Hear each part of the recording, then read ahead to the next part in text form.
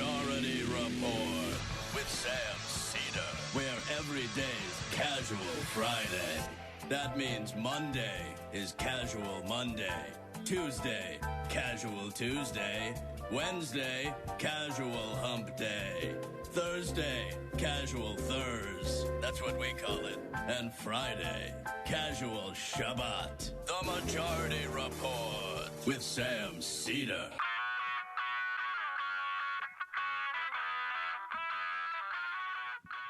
It is Friday, October 2nd, 2020. My name is Sam Cedar. This is the 5-time award-winning Majority Report. We are broadcasting live steps and steps and steps from the industrially ravaged Gowanus Canal in the heartland of America, downtown Brooklyn, USA.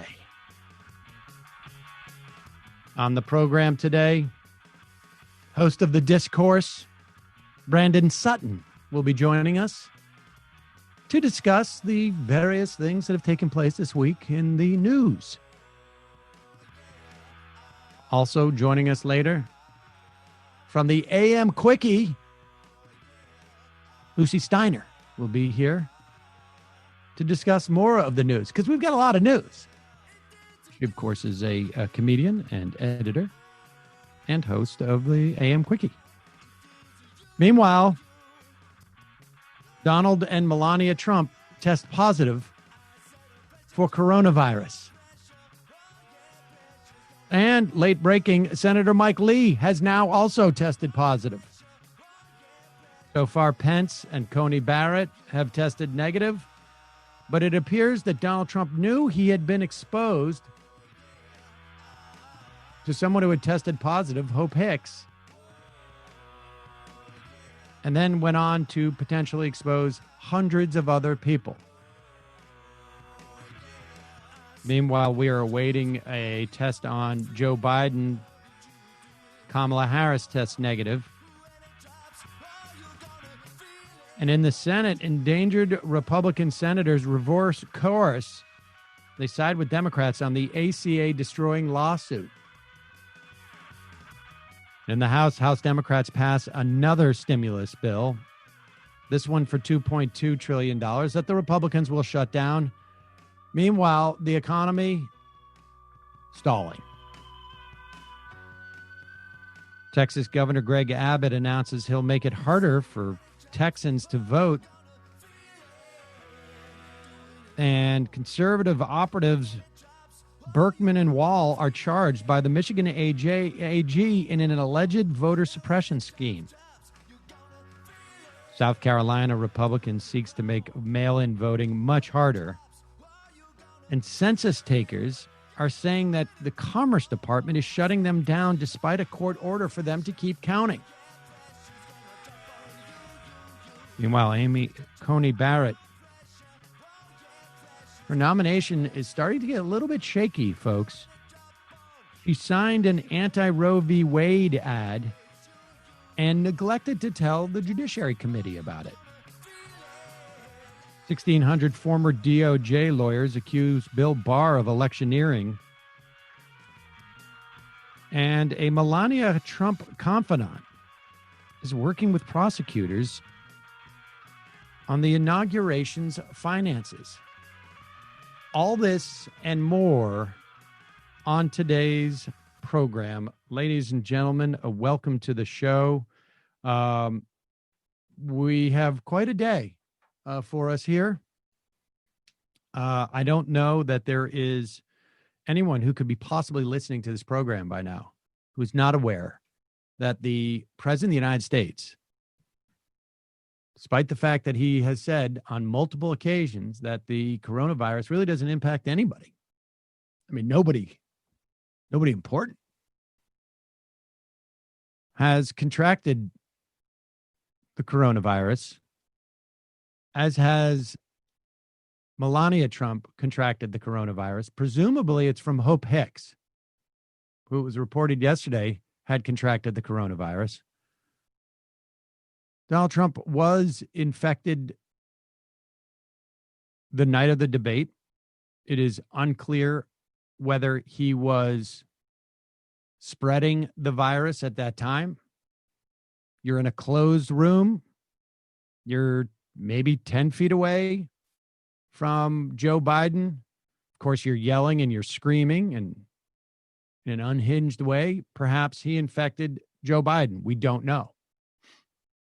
We really don't know who else in his circle has contracted it. I mean, there are the results have come back for Pence. At least it's been reported that he is negative. But of course, Hope Hicks was reported negative and the next day reported positive.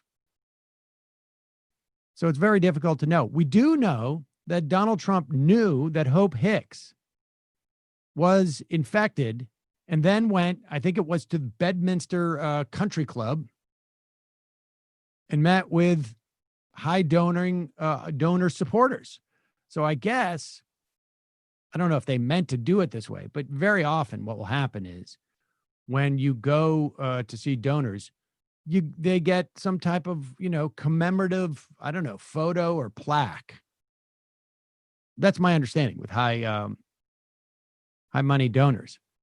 I don't think that the president meant to give them coronavirus as some type of commemorative, thing. That would be bizarre. But it's quite possible that's what happened. The level of irresponsibility that the Trump administration, that the White House has been engaging in has been apparent to everyone for months, both in terms of the way that they have made it very, very difficult to contain this virus throughout the country because of the misinformation they have disseminated, because of the, in some instances, I don't know, you call it misinformation. I mean, it was outright lies about the coronavirus. And it now appears that that level of irresponsibility has been, has also taken place amongst Trump staffers, amongst national security folks, people who work in our government, perhaps the people who protect the president, Secret Service, maybe military personnel, Marines. It's stunning. And I know there's a lot of people who are celebrating this. I don't know that it's particularly a time to celebrate.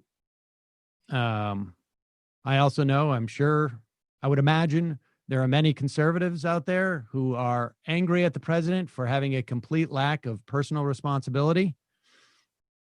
That seems to me to be a little bit extreme, but maybe, that is in line with their principles, as it were.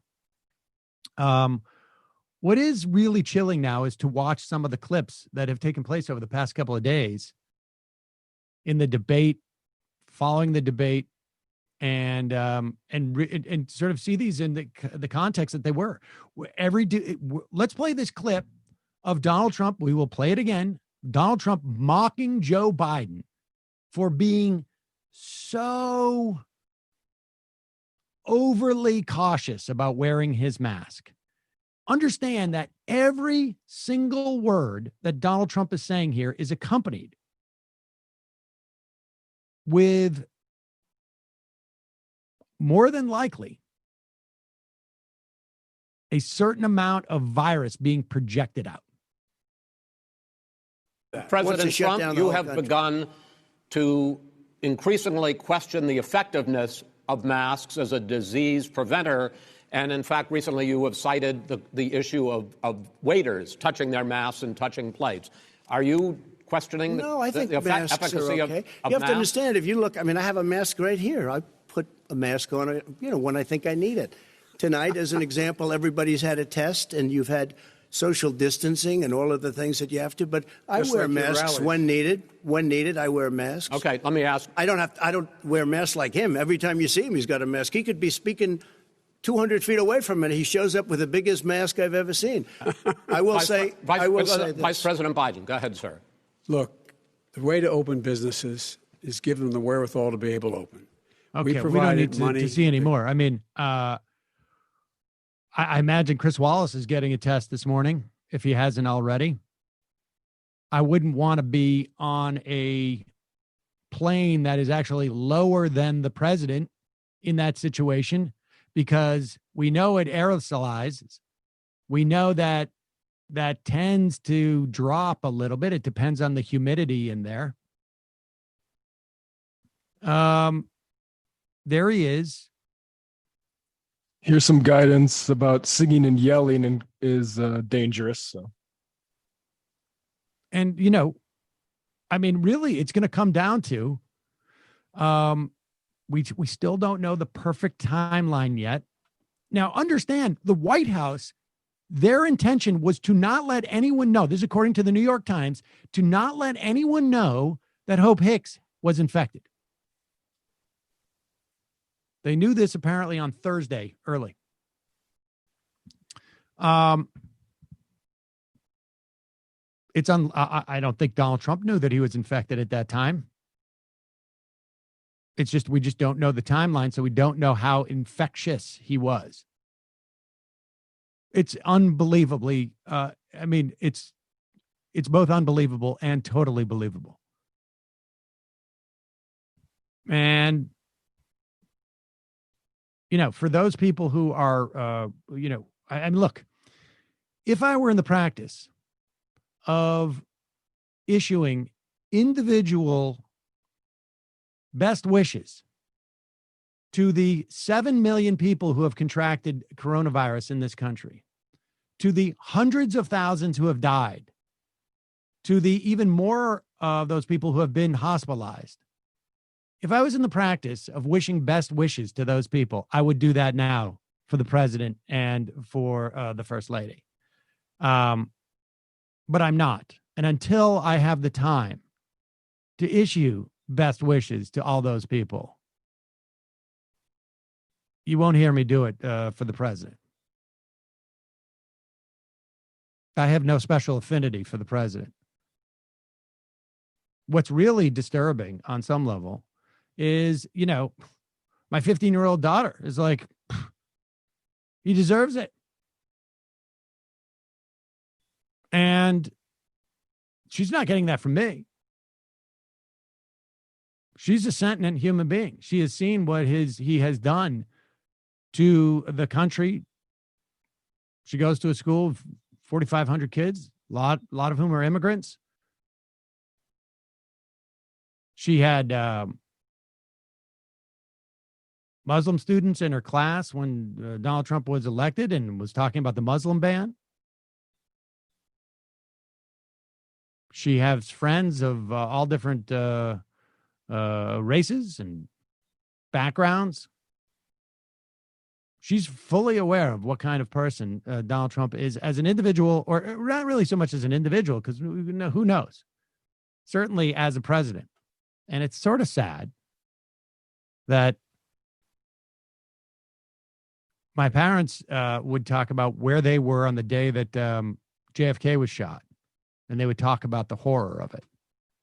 And there's generations of young people, in particular, young people, who are going to, who potentially could be talking about this day in a very different manner than people talk about where they were, where JFK was. And, I think that's the responsibility of the president.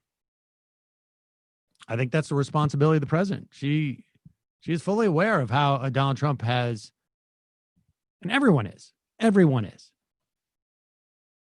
the president said it was a hoax, a Democratic hoax. How just days ago, nobody really gets it.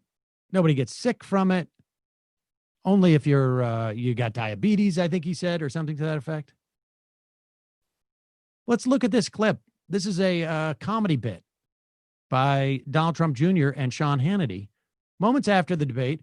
Presumably, I don't know if we've heard if Don Jr. has been tested. He very well may have antibodies. Remember, his girlfriend was Kim Guilfoyle had it.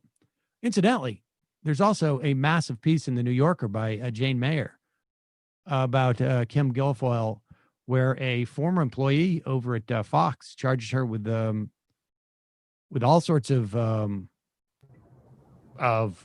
really inappropriate things, ranging from sexual harassment to inappropriate treatment as her employee. But let's play this clip of Donald Trump Jr. and Sean Hannity. This is Donald Trump Jr. Making a joke. And all of this stuff seems really sort of eerie now. Now, we don't know. Maybe Donald Trump Jr. had not been that close to his father or Hope Hicks or Melania to get infected, or maybe he already had antibodies. I'm not sure. We don't know. And who knows? Maybe Sean Hannity was that close too. But here's their exchange. This is funny stuff, folks. Trump's son, Donald Trump Jr., we both have been COVID tested. We've been tested. I don't want to get, they'll throw us in the gulag. Where's my mask? Close. Yeah. All right, so you're sitting in here. Oh, my God. Where's my mask? Hope Hicks was tested, I believe it was on Tuesday, right? And or Wednesday. She tested negative on one day, and the next day she tested positive.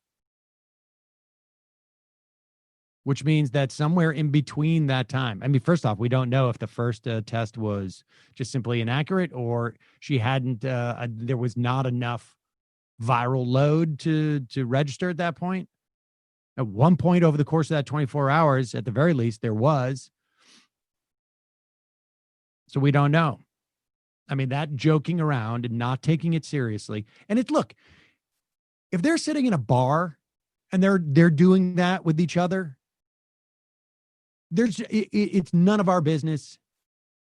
There's no implications other than the people that they deal with in their personal lives. But when they do that on television, when they do that in the context of modeling for millions of people, I'm sorry, they have an obligation to society. And when they fail at that obligation willfully, with such righteousness in their failure to do so, I'm sorry, the idea of feeling any sympathy for these people is absurd. It's absurd. It's offensive. It's offensive.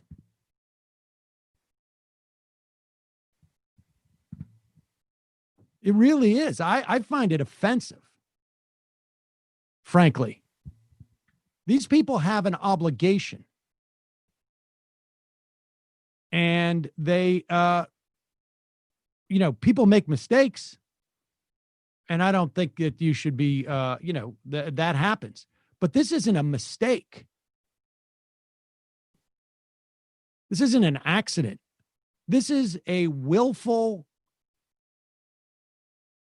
premeditated, in many instances, attempt to diminish the reality of a pandemic that has killed over 200,000 people in this country alone, never mind the tens, possibly hundreds of thousands of people who will have a lifetime of medical issues, the millions who are now ineligible for health insurance if these people get their way. I'm sorry, it's offensive to me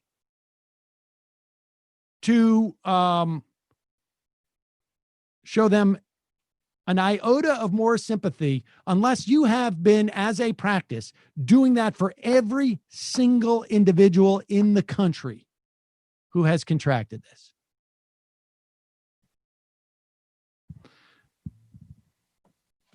I thought this was going to be a little more light, but I'm sorry. I really do. I find it just disgusting. Really disgusting. Because we don't know the extent of this. We don't know if Donald Trump infected Joe Biden. We don't know how many senators are infected. We don't know how many, like I said, staffers, people who, they just have a job where they're supposed to drive the president somewhere. And there was no one who could say, Mr. President, maybe you should wear a mask. Or Mr. President, maybe these people around you, I know it makes you feel uncomfortable, they should wear a mask. There are reports that there was a doctor at the debate. They had it at the Cleveland. I can't even remember the name of it now. Cleveland Clinic, and there was a doctor who went over with masks to hand to the essentially the Trump entourage, and the doctor was waved off, even though it was protocol, even though that was the rules. They're above the rules. And I don't know if Donald Trump is going to get sick. I don't know if Melania Trump is going to get sick. Somebody is going to get very, very ill, at least. And it's quite possible somebody's going to die specifically because of their very narrow behavior. I don't express sympathy for people like that. There's too much. There's too many people in line before them that I don't have time to get to. Not enough time. There's not enough time. They don't get to skip the line because they are celebrities who also happen to have done some horrible, horrible, horrible things. That just doesn't work that way with me.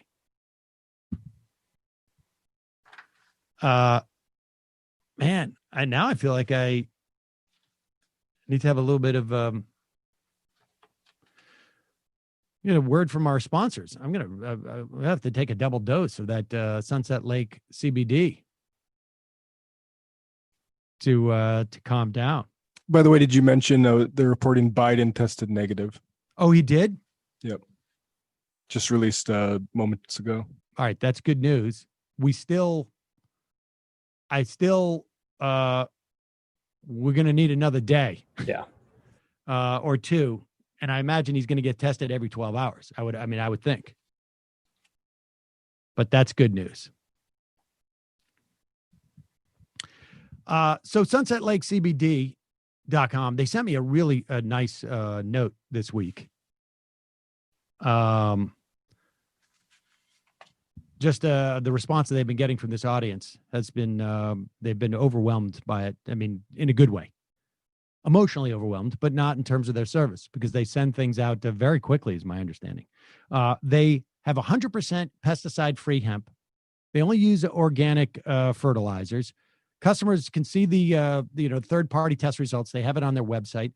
This is a farm that used to exclusively produce dairy milk for Ben & Jerry's. And now they split off, I think it was about a year or two ago. With the help of University of Vermont, they are practicing regenerative agriculture practices. They have a self-imposed $15 minimum wage. Employees own the majority of the company. And their business practices are not even the best thing about this company, as far as I'm concerned. Their product is. They have smokables. So if you don't want to feel too, I guess stoned, as it were, I think that's what the kids say today, right? Stoned. You can smoke CBD and you just get like a body high, right? Is that how you describe it, Mac? I mean, I've tried it once. Yeah. I've tried one of those pre-rolls once, and I found it really actually incredibly relaxing. Yeah, I would say definitely a body high. They have pre-rolls. They have Matt loves the smalls. They also have a topical salve with an arnica that I've talked about that helps me with my eczema, but I've sent it to people who have back pain. We've gotten letters from people who use it for their arthritis. Everybody is everybody has said it's been awesome for them. They have a dark roast Peruvian coffee that is infused with CBD. I've sent that as a gift to people, and the tinctures are my go-to. You get a dropper. They have 750, 1,500, 3,000 mils. And I just gave my sister some of the gummy bears. So they have all sorts of products there, and they're giving you 20% off, 20%. Go to Left is Best. That's one word. Left is Best, I should say, is the coupon code at sunsetlakecbd.com. Also, one of the things that has gotten me through this era and it's good for, it's been, I don't want to say that it's like, brought my family together. But I mean, it is, there's a great way to have some fun with family members or friends that does not involve screen time. That for me is like that is the key. And it is a game called Hunt a Killer. It's a murder mystery subscription box. They send it to you every month. And with each delivery, you sift through piles of documents. They have evidence, audio recordings that they put on like a thumb drive, case files. And this is what you do with Hunt a Killer. You basically, it's like, it's a murder mystery game. And you figure out who the killer is. You crack the case, you catch the killer. You don't have to chase after him. I mean, that doesn't work that way.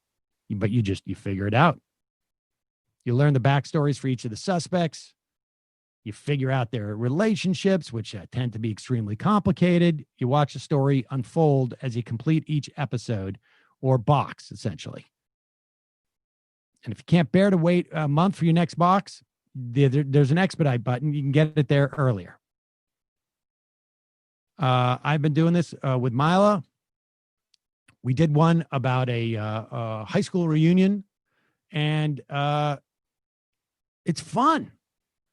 We did the whole thing with the bulletin board and the red yarn and the pictures, and you can get as crazy as you want with it. There's also like an online community where you can go on and they don't give you spoilers, but they give you clues. You can talk about theories. So you could do it by yourself, I guess, if you wanted to, but it's really, for me, it's great with your kids, older kids. It's an older kid game, but no screen time. Right now, just for our listeners, you can go to huntakiller.com/majority. Use the promo code majority at checkout for 20% off your first box. Head to huntakiller.com/majority for 20% off and show your support for our podcast. That's huntakiller.com/majority. Okay. Let's welcome our guest to the program. Let's take a little bit of a quick musical break as we bring on Brandon Sutton.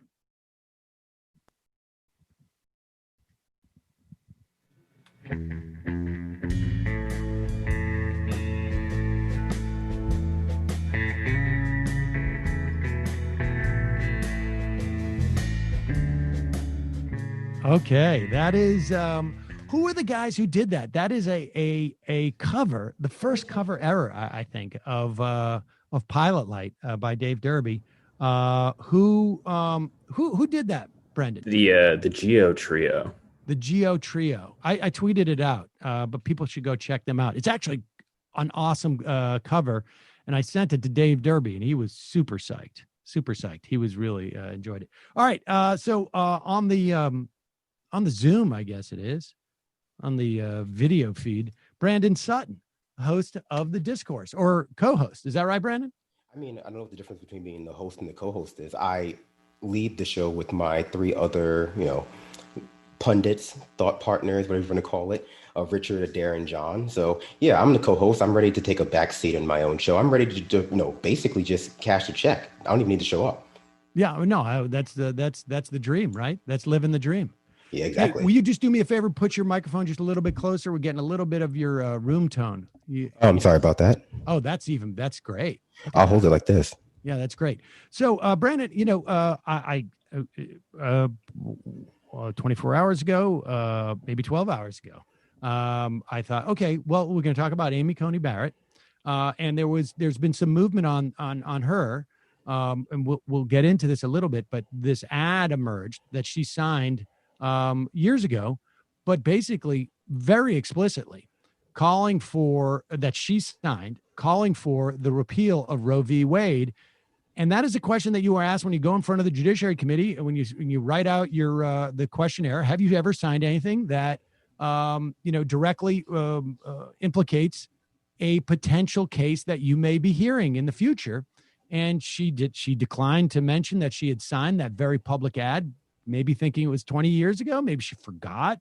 But that seemed to put a little bit of scare in somebody within the Republican caucus, because Mitch McConnell sort of backed off his idea of having the hearings pre-election. We will return to that because these are all the things that are going to be implicated. We have the the race as it is, polls around the country. We have Melania Trump being investigated, or not her necessarily, but the financing around the inauguration being investigated, which in part led to the release of a tape that shows that she really doesn't like the idea of doing Christmas decorations, which I know it's shocking. It is shocking. It's so good, though. We have almost a half a dozen Republican senators who must be really afraid of losing their seats and over the issue of healthcare, because they have reversed essentially their previous positions by supporting Democrats in an attempt to stop the DOJ from destroying the ACA in a lawsuit. We have the passage of another stimulus bill as reports of the economy are, flagging from even its like sort of anemic recovery that was happening. And then we have, of course, the daily dispatch of Republicans attempting to keep people from voting, all of which is overshadowed by the fact that the president has the coronavirus, as does the First Lady, as does Senator Mike Lee. And we don't know who else at this point. I mean, I imagine there's a lot of people in our government who are getting tested right now. I mean, look, I just think back to the debate. I think back to that one moment at the debate where he literally reaches into his sort of suit jacket pocket and he goes, I love masks. I wear masks everywhere. But, today everyone's been tested. It's fine. We're following social distance guidelines. And I'm just like, yeah.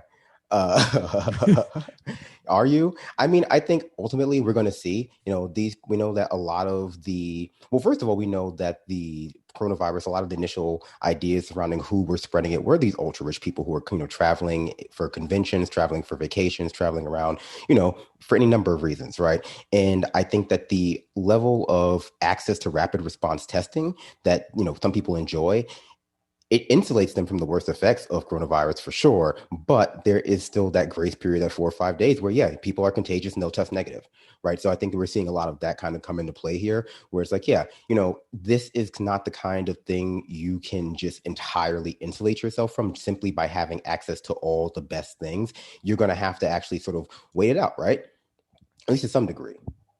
Yeah, I mean, that's actually a really fascinating point, because I think that at the beginning of this, and I'm talking like in early March, late February, where it starts to spread in this country, it is a function of people who have traveled either for conferences or whatnot, or coming from Europe and coming back and forth. And then, of course, the brunt of it is bared by people who are low income, and are expected to work through this and need to work through this, and don't have their own cars, or using public transport, or are living in denser areas, or have less access to high quality medical care. And then we move into sort of the era where it's just sort of like more like, as we get to more rural areas into the Midwest, it's really more of a function of like just people just not believing that it's real. And then you have people who are, like you say, the elite, who are using these rapid tested regimes and assume that they're safe, and then turn out not to be. Look, here's the thing.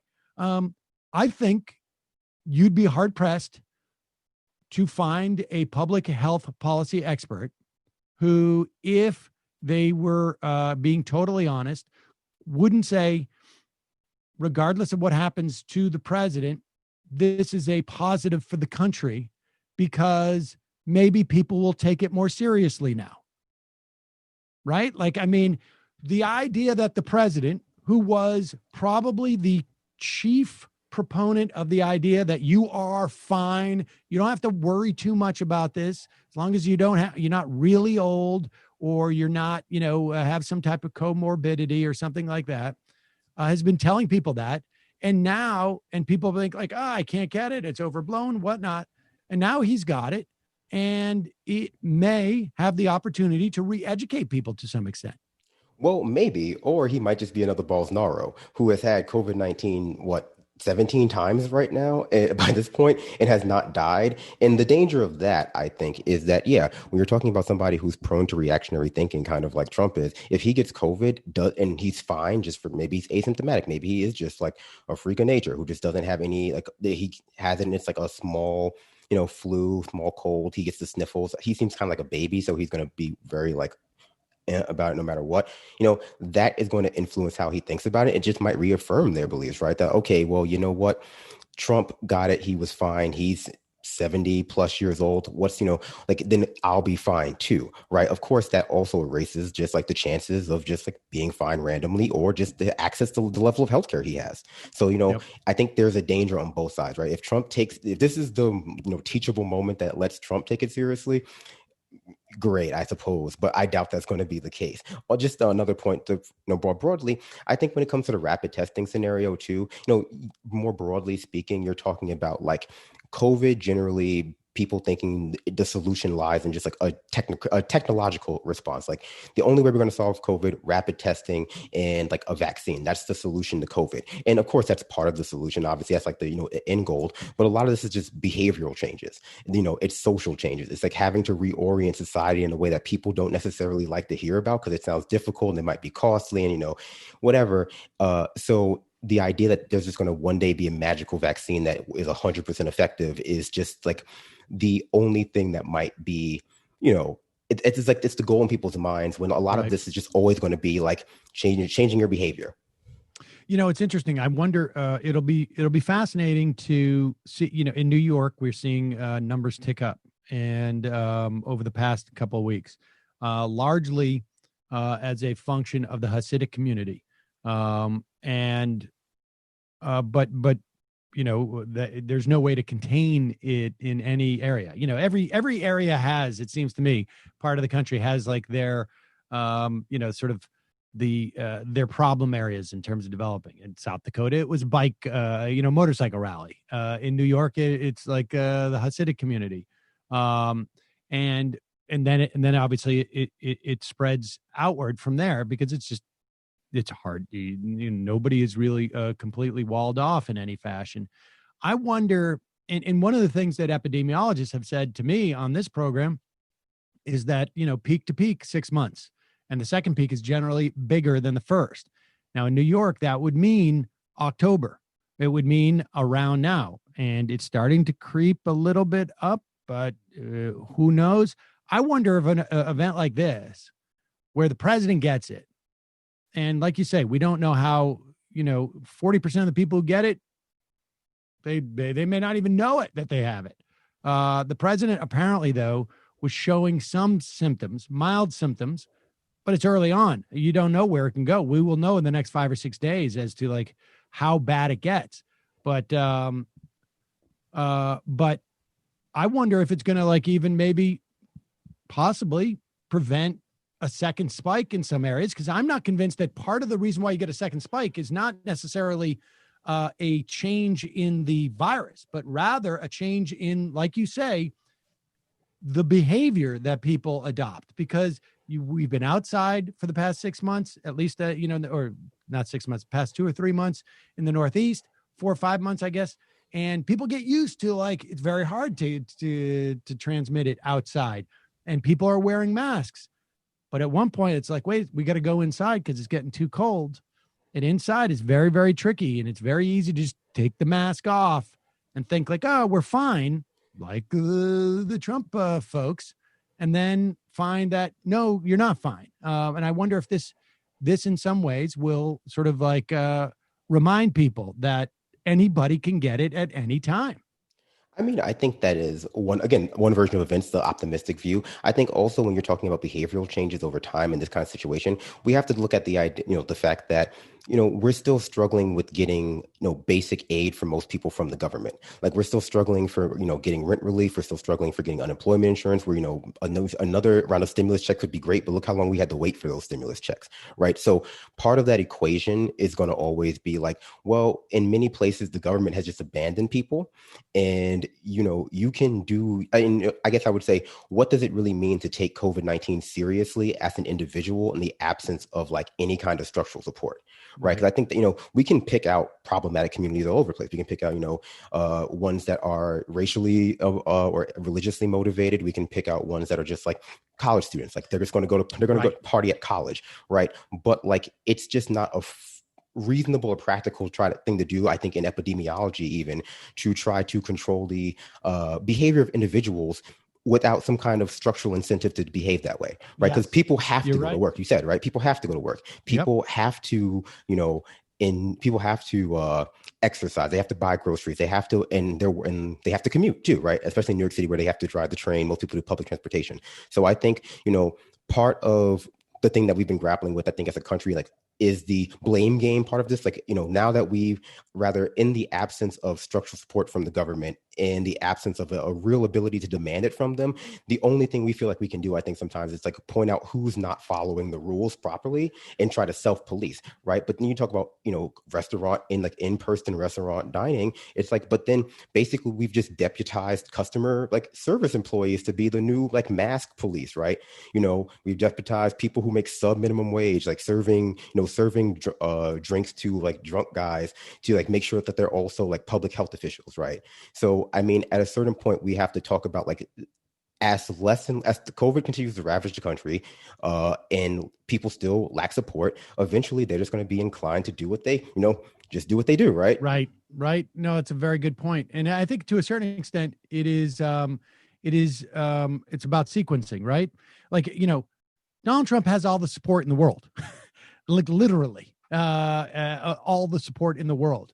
And so you could hold him to a higher standard, or at least to maybe hold him to the same standard that you would other people. But the sequence has to be, you need a context in which it is not all incumbent upon you, that you are incentivized in some ways. I mean, I think what do they call that? Kludge or something like that. Not kludge, but, nudge. Or whatever it is. I mean, you need to provide a context where it makes it much easier for people to make a decision. I'm not going to work. And they're going to go to work if they don't have the ability to support themselves or to take care of themselves. They're not going to go to the hospital if they don't have health insurance, et cetera, et cetera. So I think that's a really good point. All right, let's just turn to there's so many different stories that are going on right now that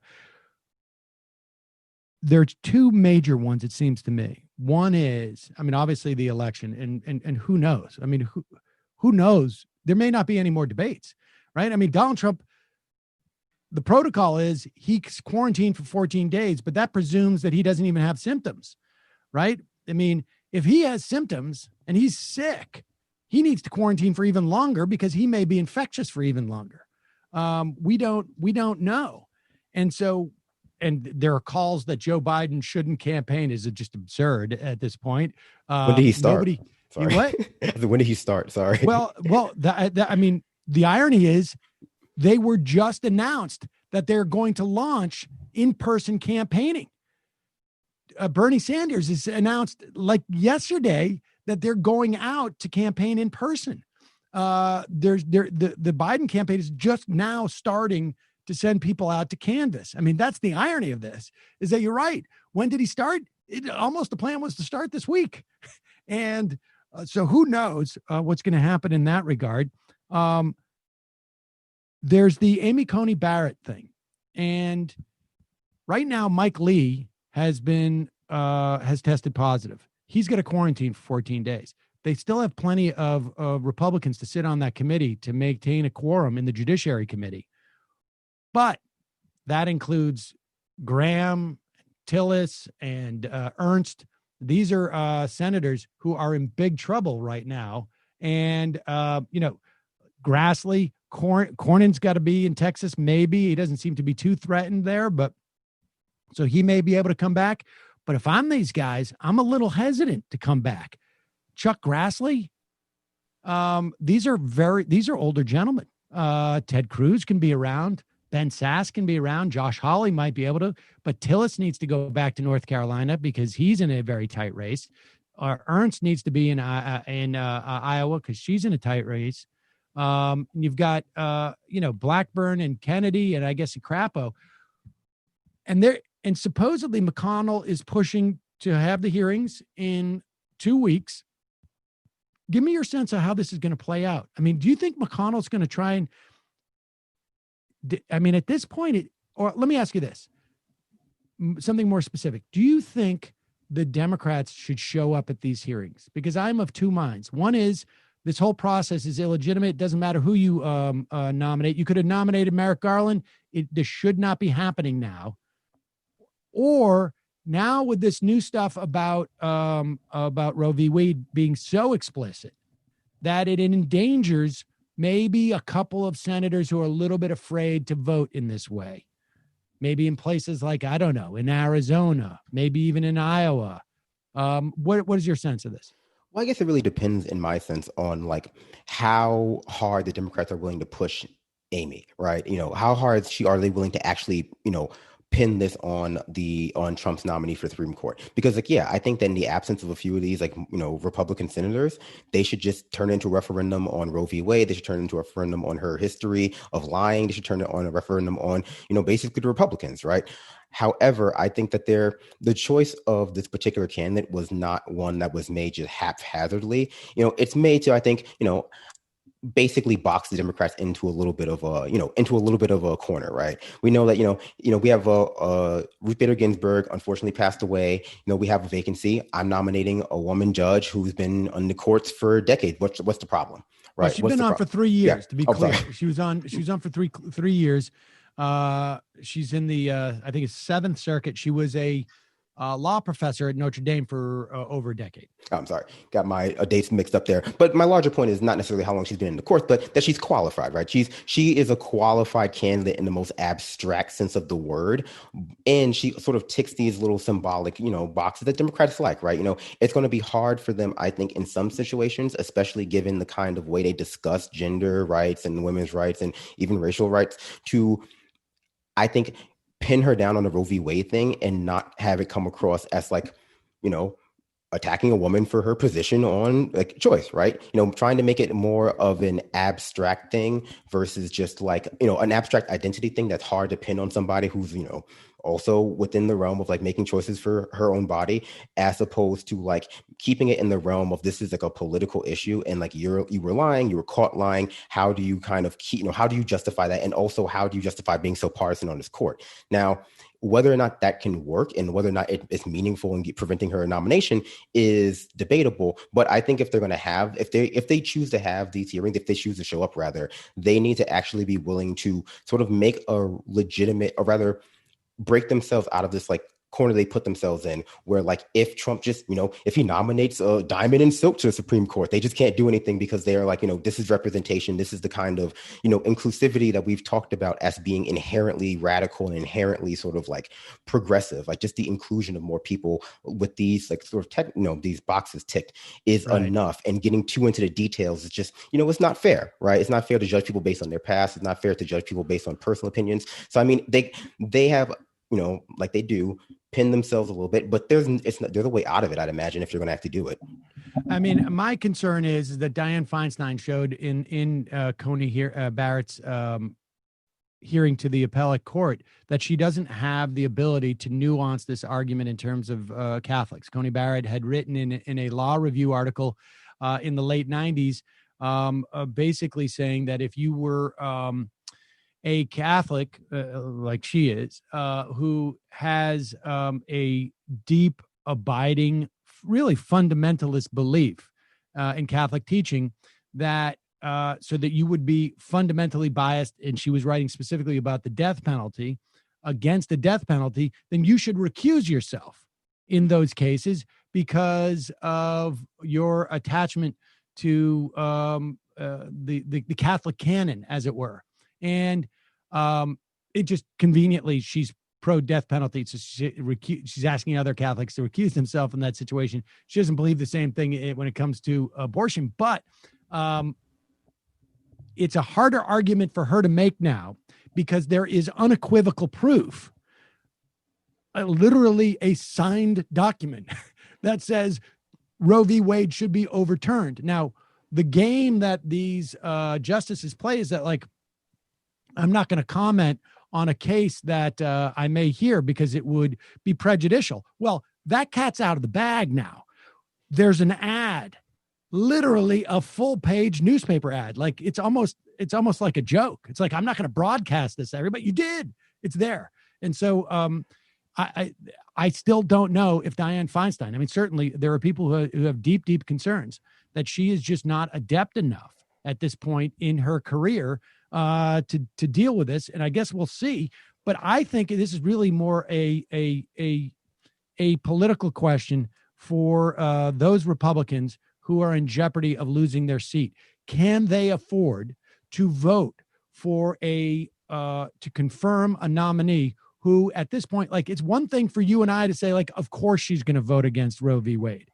It's another for a Republican woman in the suburbs, let's say, or frankly, anywhere else, to say, well, we don't know how she's going to vote, versus my opponent, Joni Ernst, my opponent, Tom Tillis, my opponent, Cory Gardner, my opponent, pick one in Arizona.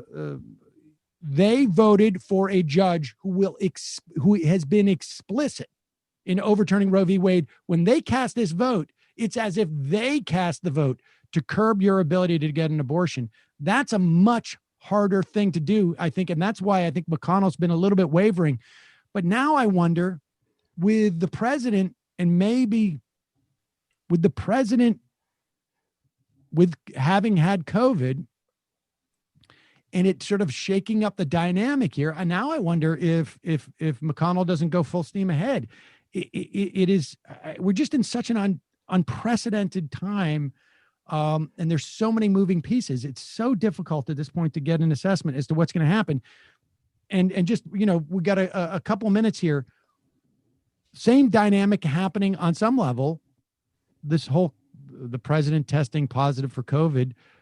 I wonder how much it shakes up what's going on with the House. Nancy Pelosi and the Democrats passed a $3.2 trillion bill, the HEROES Act. This was back in over the summer, nearly 4 months ago now, I guess.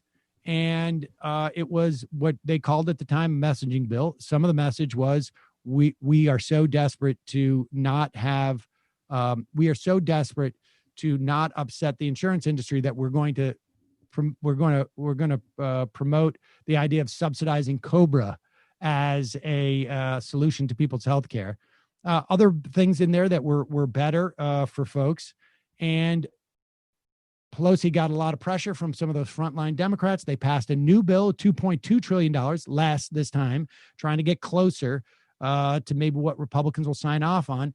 In many ways, it's structured as the same bill, just with shorter timelines so that the money expended was less.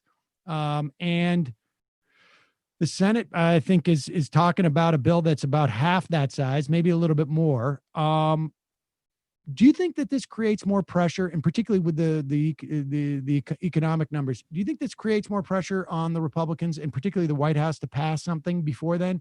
Or is it just, are we too close to the election and they're just like, we're going to let it ride because in the event that Joe Biden wins, we don't want to in any way to provide any relief for the American public?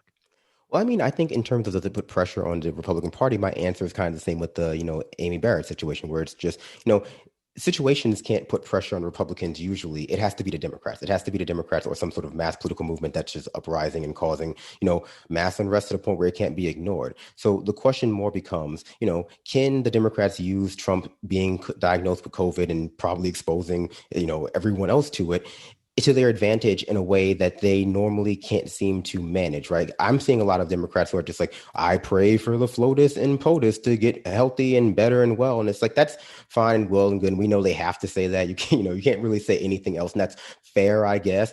But like the fact that this should be a very easy way to pivot into like, yeah, but you know what? Trump may be fine, but other people don't have the same level of access to healthcare that he does. They don't have the same level of access, the same ability to quarantine for 14 days sometimes, the same, infinite resources to draw upon if they happen to be sick. I got COVID. I was sick for like 2 months and it was terrible, right?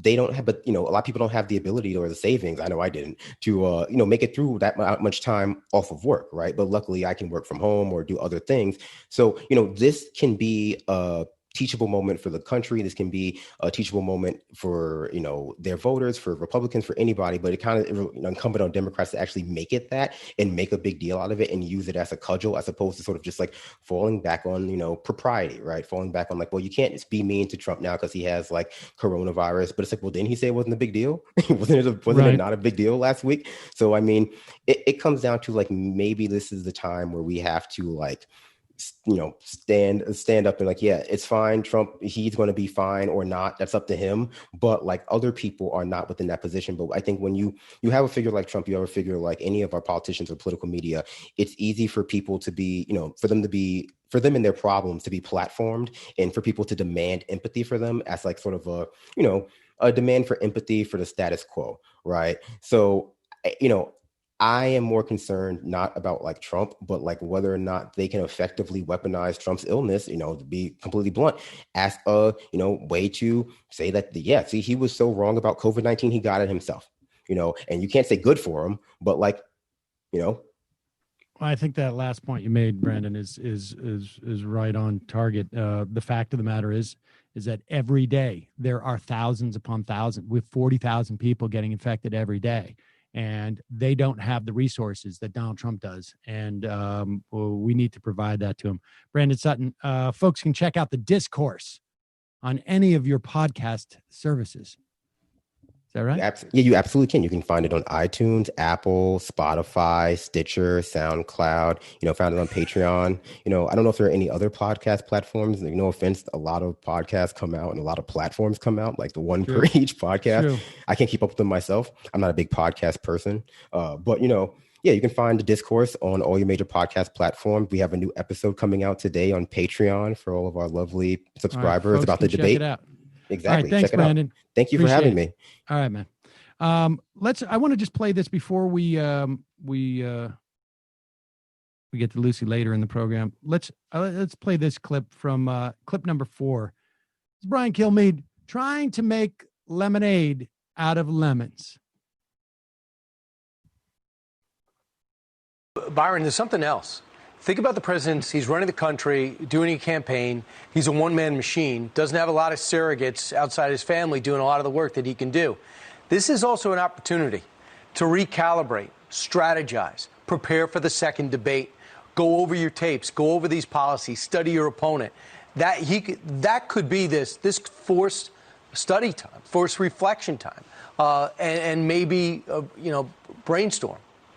Yeah, you're absolutely right. It could be. And I think there's one thing that's really important to say.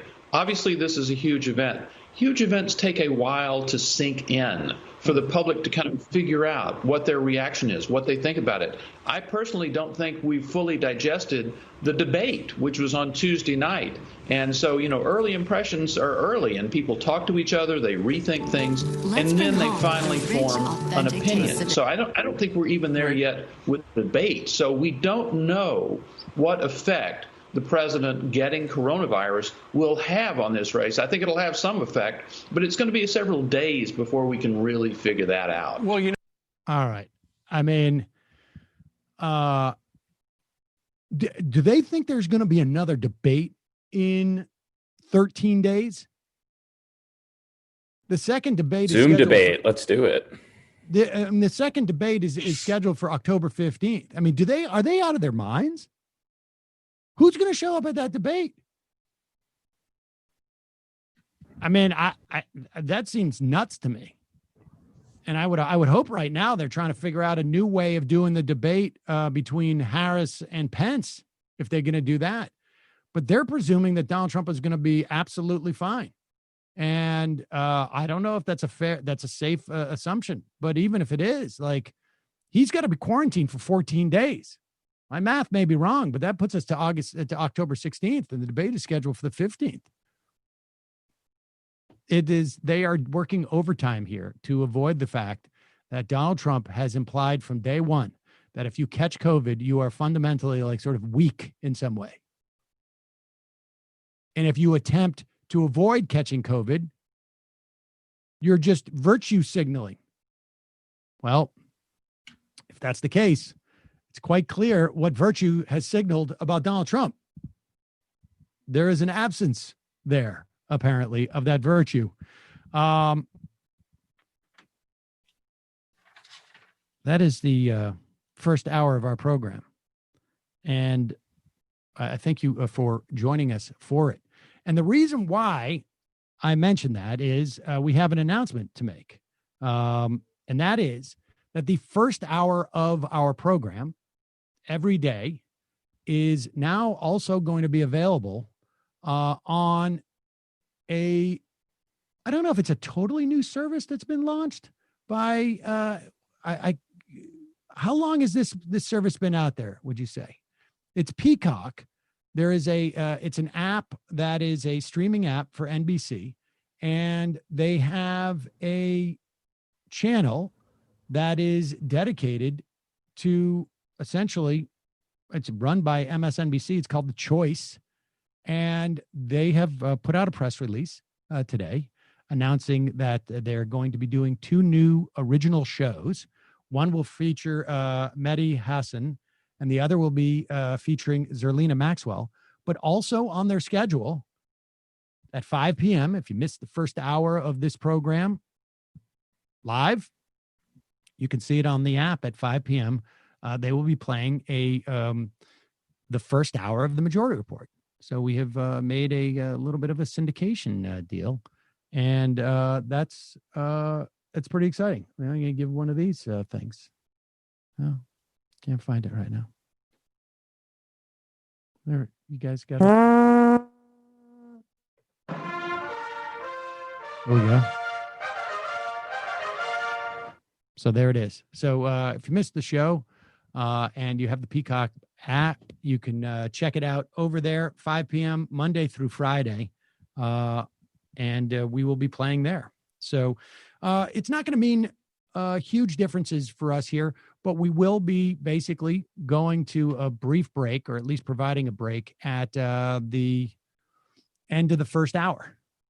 And so I don't, it isn't going to make anything too different, is it, Brendan? Except for, I guess now we're going to consistently hit an hour. Used to be like some days we would do 50 minutes or 45 minutes. We're supposed to do 45 when the show first launched.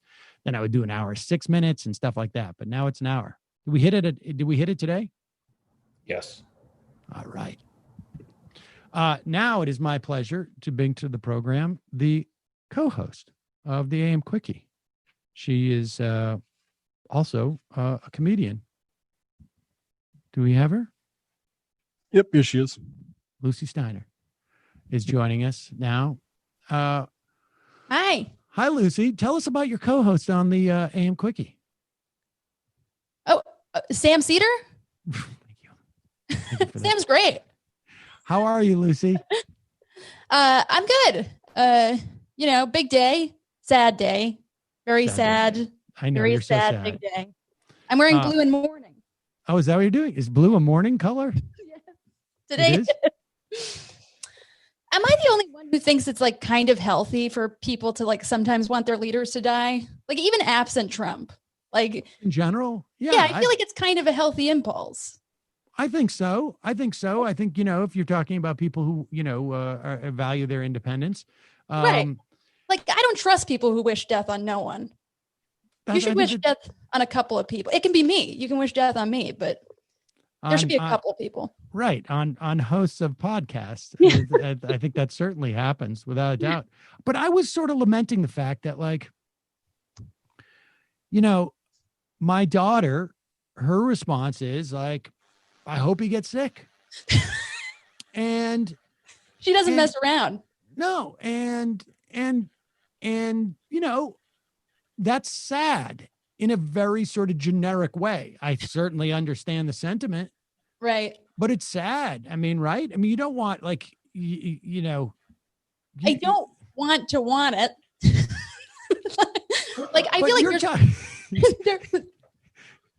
there's enough. I feel like there's enough like Catholic shame in me where like I feel like there is always this voice in my head going like, you can't do that. You can't celebrate it. You got to tamp it down. But like, well, I also think, I mean, to be fair, from a strategic standpoint, we don't know if there's anything to, celebrate as you're talking about. and I do think that, look, folks need to keep their eye on the prize, which is Joe Biden needs to win this election. And in fact, do we have that clip of, I don't know if I was, this was, I found interesting that it dropped sort of simultaneously. I mean, total coincidence. Here's a clip of Nina Turner. She's on with Robert Reich. I don't know if he has a podcast or what, but they were doing like a Facebook Live. And I don't know if there's another clip where she's more explicit about it, but she's basically saying like, look, there's a sequence to these things. And you got to get Donald Trump out. And there's only one way to do it.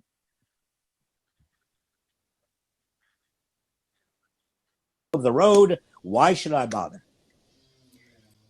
I think for somebody like you and me, we would say to that person, I'm going to accept what you're saying. Pause it because for 1 second. I don't believe I'm that. Sorry. Just to set this up, Rice asked Nina Turner, what if someone says, why should I bother voting?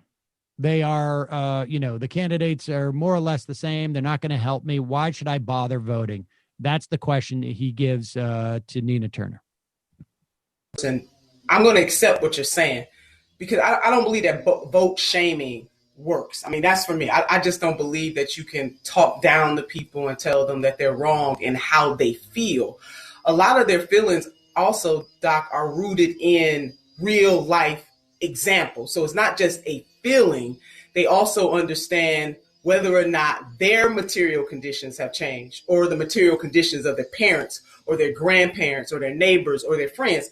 I mean, right now, the millennial generation and some of the Z's on the older end, and when we say young people, I mean, we're really talking 45 years and younger. Some people, maybe not in that 45-year category, but in their 30s, have had to move back home with their parents. So through their lived experience, their material conditions have not changed much. But to say to them, clearly what you're feeling is real. But there is a way for us, the collective us, to take control. And you might not see the change immediately, but in a representative democracy, you get to voice your opinion through the vote. And that voting is only one part of the process. So what I say to people, Doc, I say, you mad as hell? Good. I still want you to go to vote. You disappointed about the two choices? Good. So am I. I still want you to get out there to vote. And then after you vote, that's only the first part of the process. We have to actively be engaged in our communities, not just on the federal level, but the state level. We got census, we got lines that are going to be redrawn, and also on your local level of government. So voting is the beginning. It is not the end. And you can get out there and we will fight like hell and hold people accountable. Because sometimes when we talk about voting, we don't say to the voter, you have a right and a responsibility to hold the people you elect to office responsible.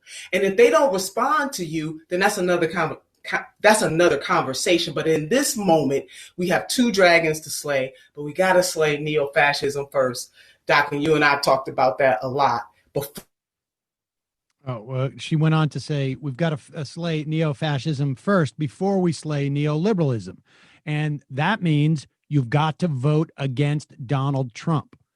And there's only one way to do that in this election, and that is to vote for Biden. And I think, the bottom line is celebrating Donald Trump getting COVID doesn't necessarily get you any further down that line. And although I can understand why people are doing it in their homes, but in terms of celebrating, Donald Trump getting sick and whatnot, it doesn't do anything for you. I don't know that it necessarily hurts, but you could see it already where people are going like, I can't believe, how could people be so callous? How horrible that is. Mm. And I'm like, well, I don't know. Have you seen how he acts? I mean, right. Donald Trump was mocking Hillary Clinton when she got pneumonia. Right. But I don't know. It's Yeah, I mean, I think that's a great way of putting it, like the way she contextualized it. Like, I think, abstaining from voting in the presidential election is something I understand it a little bit more when people are coming at it from like, it's like, I have a character problem with this guy. Like, someone who's like a sexual assault survivor who's just like, I just can't get over the character issue here. That I totally understand and sympathize with. And I sympathize with the other objections too. But like, I guess one thing to clarify, like I'm planning to vote for Biden. And, I think one of the things that I'm a little bit confused by with some people on the left, it's definitely not like, obviously, of course, it's always exaggerated. The spoiler narrative is always exaggerated. But like, when I talk to people on the left who aren't planning to vote for Biden, one of the issues that comes up for me is like, okay, look, there's this argument that voting can't fight fascism. And I understand where that argument comes from, but like, you didn't seem to believe that that was the case when Bernie may have been the nominee. So it's like, in that case, right, like voting would have been at least a stave on, rising fascist sentiment in the country. So like, why can't even theoretically, like a centrist Democrat do not the same degree of correction, but some degree of correction? I'm baffled by that someone can sort of like, sincerely make that argument. Well, let me put it this way. I think Turner is right when she says there is no value, and it's just simply wrong in and of itself to deny the people's lived experience in terms of politics not providing for their material benefit. And even the argument that it's very possible, depending on how you're situated, that neither candidate is going to address your material needs. For a lot of people, that's the case. For some, it's undeniable that their material needs are going to be improved with a Joe Biden versus a Donald Trump. I mean, it's undeniable if you're a dreamer, let's say. It's undeniable if you're an immigrant. It's undeniable if you are a member of temporary protected status folks. It's undeniable, I think, if you're transgender. I think it's undeniable. I mean, it goes on and on and on, not even including the Supreme Court and other courts, et cetera, et cetera.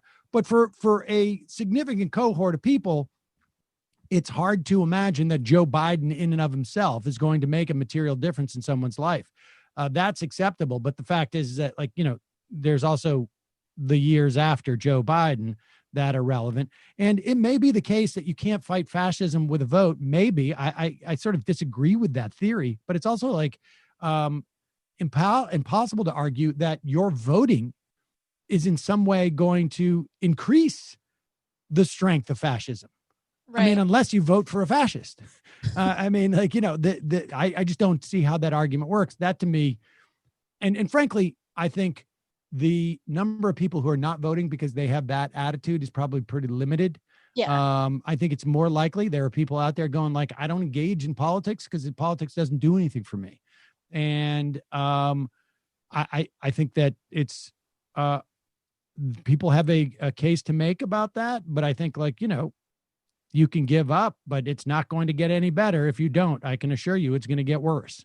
Yeah.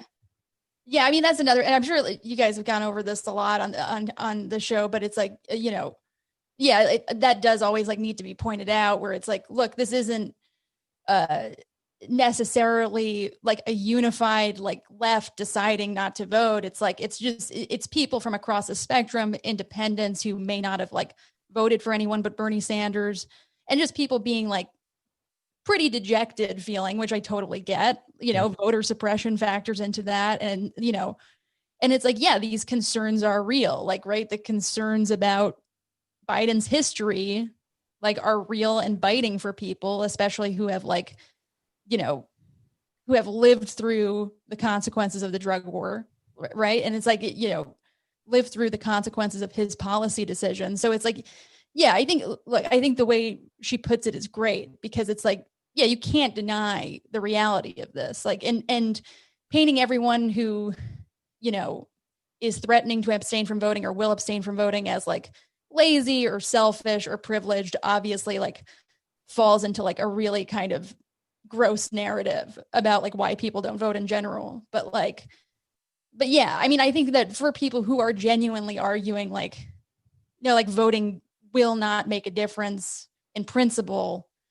Yeah, it's like, it's always hard for me to get on board with that. Like I feel I identify with it emotionally, honestly, Right.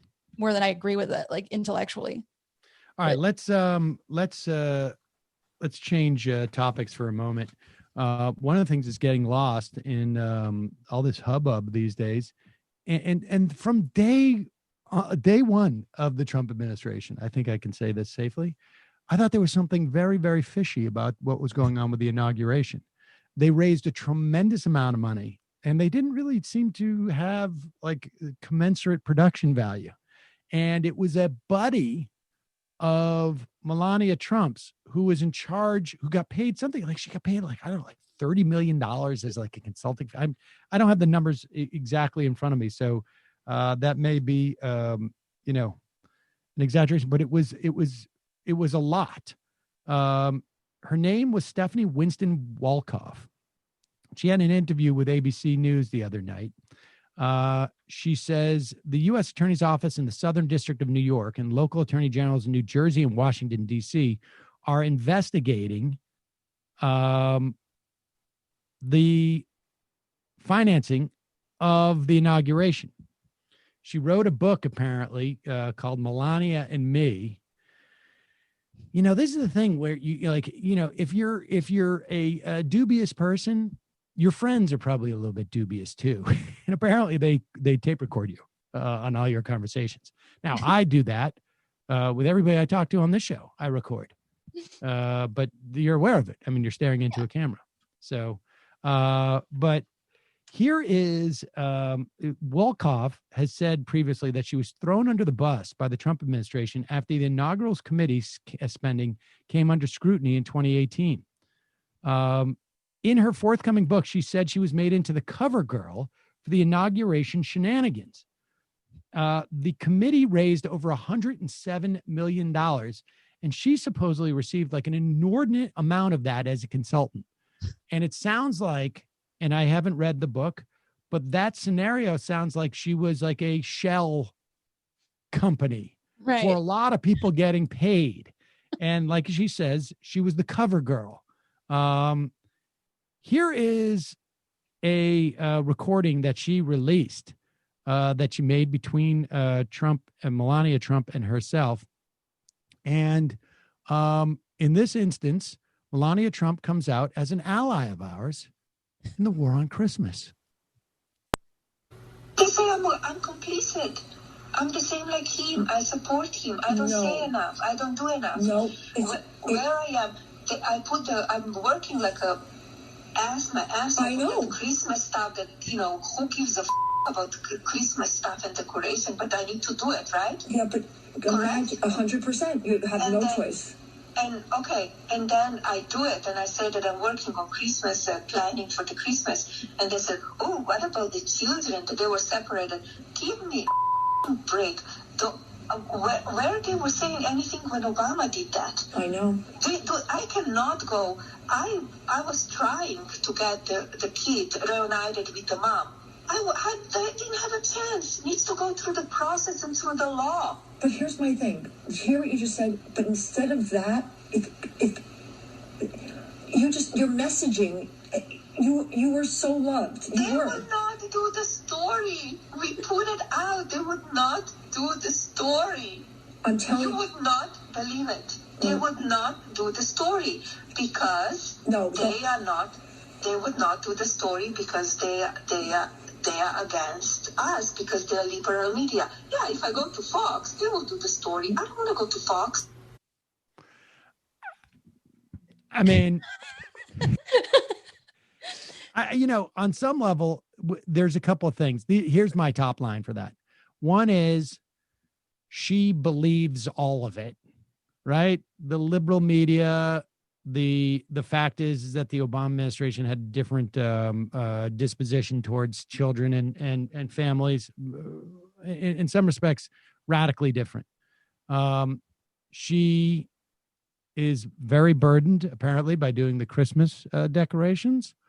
And she wants, positive stories being put out there, but the liberal media won't do it. And she doesn't want to go to Fox because, ooh, gross. And, I don't know. I don't think it's, I think it's being characterized as something worse. Like she's obviously not like, I don't know. Like when she's talking about the story, like they wouldn't do the story. Like, is she talking about like they tried to do some like fluff story where it's like she pretended to reunite a family and they just wouldn't pick it up? I don't know what the story is, but my sense is from that snippet of the conversation that she had a, story that's going to make her look good. Right. That they want to get out there and they can't place it anywhere because the liberal media and Fox is icky. Yeah. Remember this little moment? I really don't care. Do you? Yes. That was the first thing I thought of. Yeah. Watching it. Maybe it's a story about that jacket because she did that around that time, didn't she? Right. Yeah, but that was maybe it was after and it was response that jacket was response to the media not placing her story because the jacket, the message sent there was menacing. Like, I don't care what's happening with these kids in cages. Yeah, the timeline on that is this conversation was in July 2018 and the jacket was in October 2018. Oh, okay. So this was fallout from that or frustration maybe. Interesting. But she's definitely like, when she was out there, you can see footage of her back in the day before she was first lady on Joy Behar's show talking about, she's a full on birther. And sure. She's true blue in believing it. I have to admit, I have some sympathies now because of how worthless and frustrating she thinks Christmas decorations are. Christmas decorations are hard, You put them up. And then what? I don't know, and I'm happy not to know. But I appreciate the fact that she is so anti-Christmas. The last thing the Trump administration needed was an inter-war on Christmas battle going into November with everything else that's going on. I know it. COVID and now this. Yeah. What a Tokyo Rose, basically. What is it? What is that? Is it Tokyo Rose? Is that what you would call her if she's on War on Christmas? She's a Tokyo Rose. I found it interesting how she stressed the talking point about Obama did child separations too, as if there was no difference in degree there or policy. Yeah, right. That's why I mean, that's the thing is that I think that we tend to assume that they know how misinformed they are, but they don't. I think a lot of them, I think like there was a report out that, where do I have it here? I think it was in the New York Times in the wake of the reports of everybody who's got coronavirus in the White House, that aides started to wear masks the next day in the White House. And it's like, wait, what? Like they became believers. Right. Like at that point, like, oh, I guess this is real. Like that it wasn't just sort of a sign of virility that they didn't wear masks, that they actually had some like measure of just disbelief that it was helpful in any way to wear a mask. Here it is. This is from the New York Times. On Wednesday evening, a small coterie of advisors spoke with one another about Ms. Hicks' symptoms as they flew home aboard Air Force One. Ms. Hicks was isolated in a separate cabin. So she had tested negative. I think it was on Tuesday. And I think they were waiting for the test to come back on Wednesday when she started feeling bad. And so they put her in basically a sequestered area of Air Force One. She exited from the back of the plane as opposed to the front. By Thursday, it was clear that something unusual was happening at the White House, aides said. Several staff members who have avoided masks were suddenly wearing them.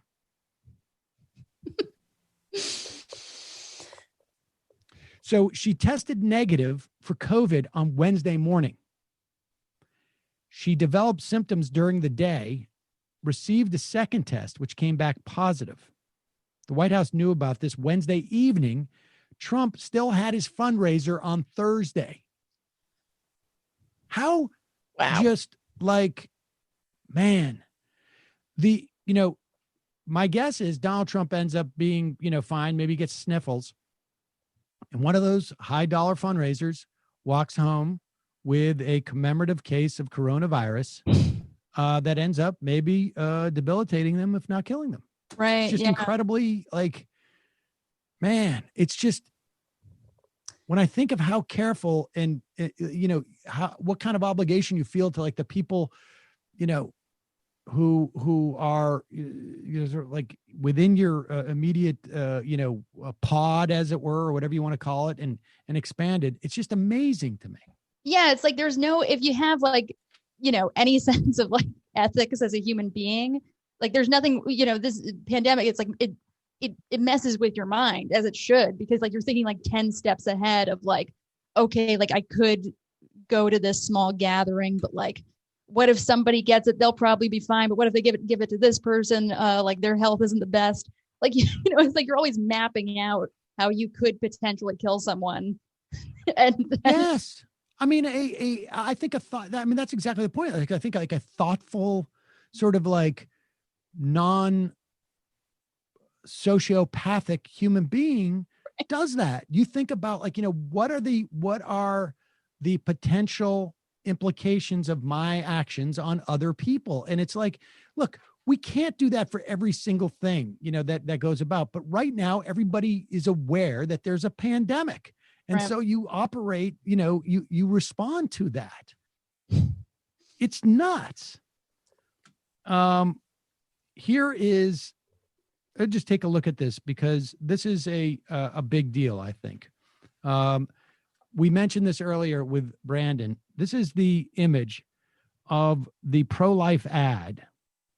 I don't call it pro-life. It's really more of an anti-abortion ad in a 2006 South Bend newspaper. So we're talking about 14 years ago.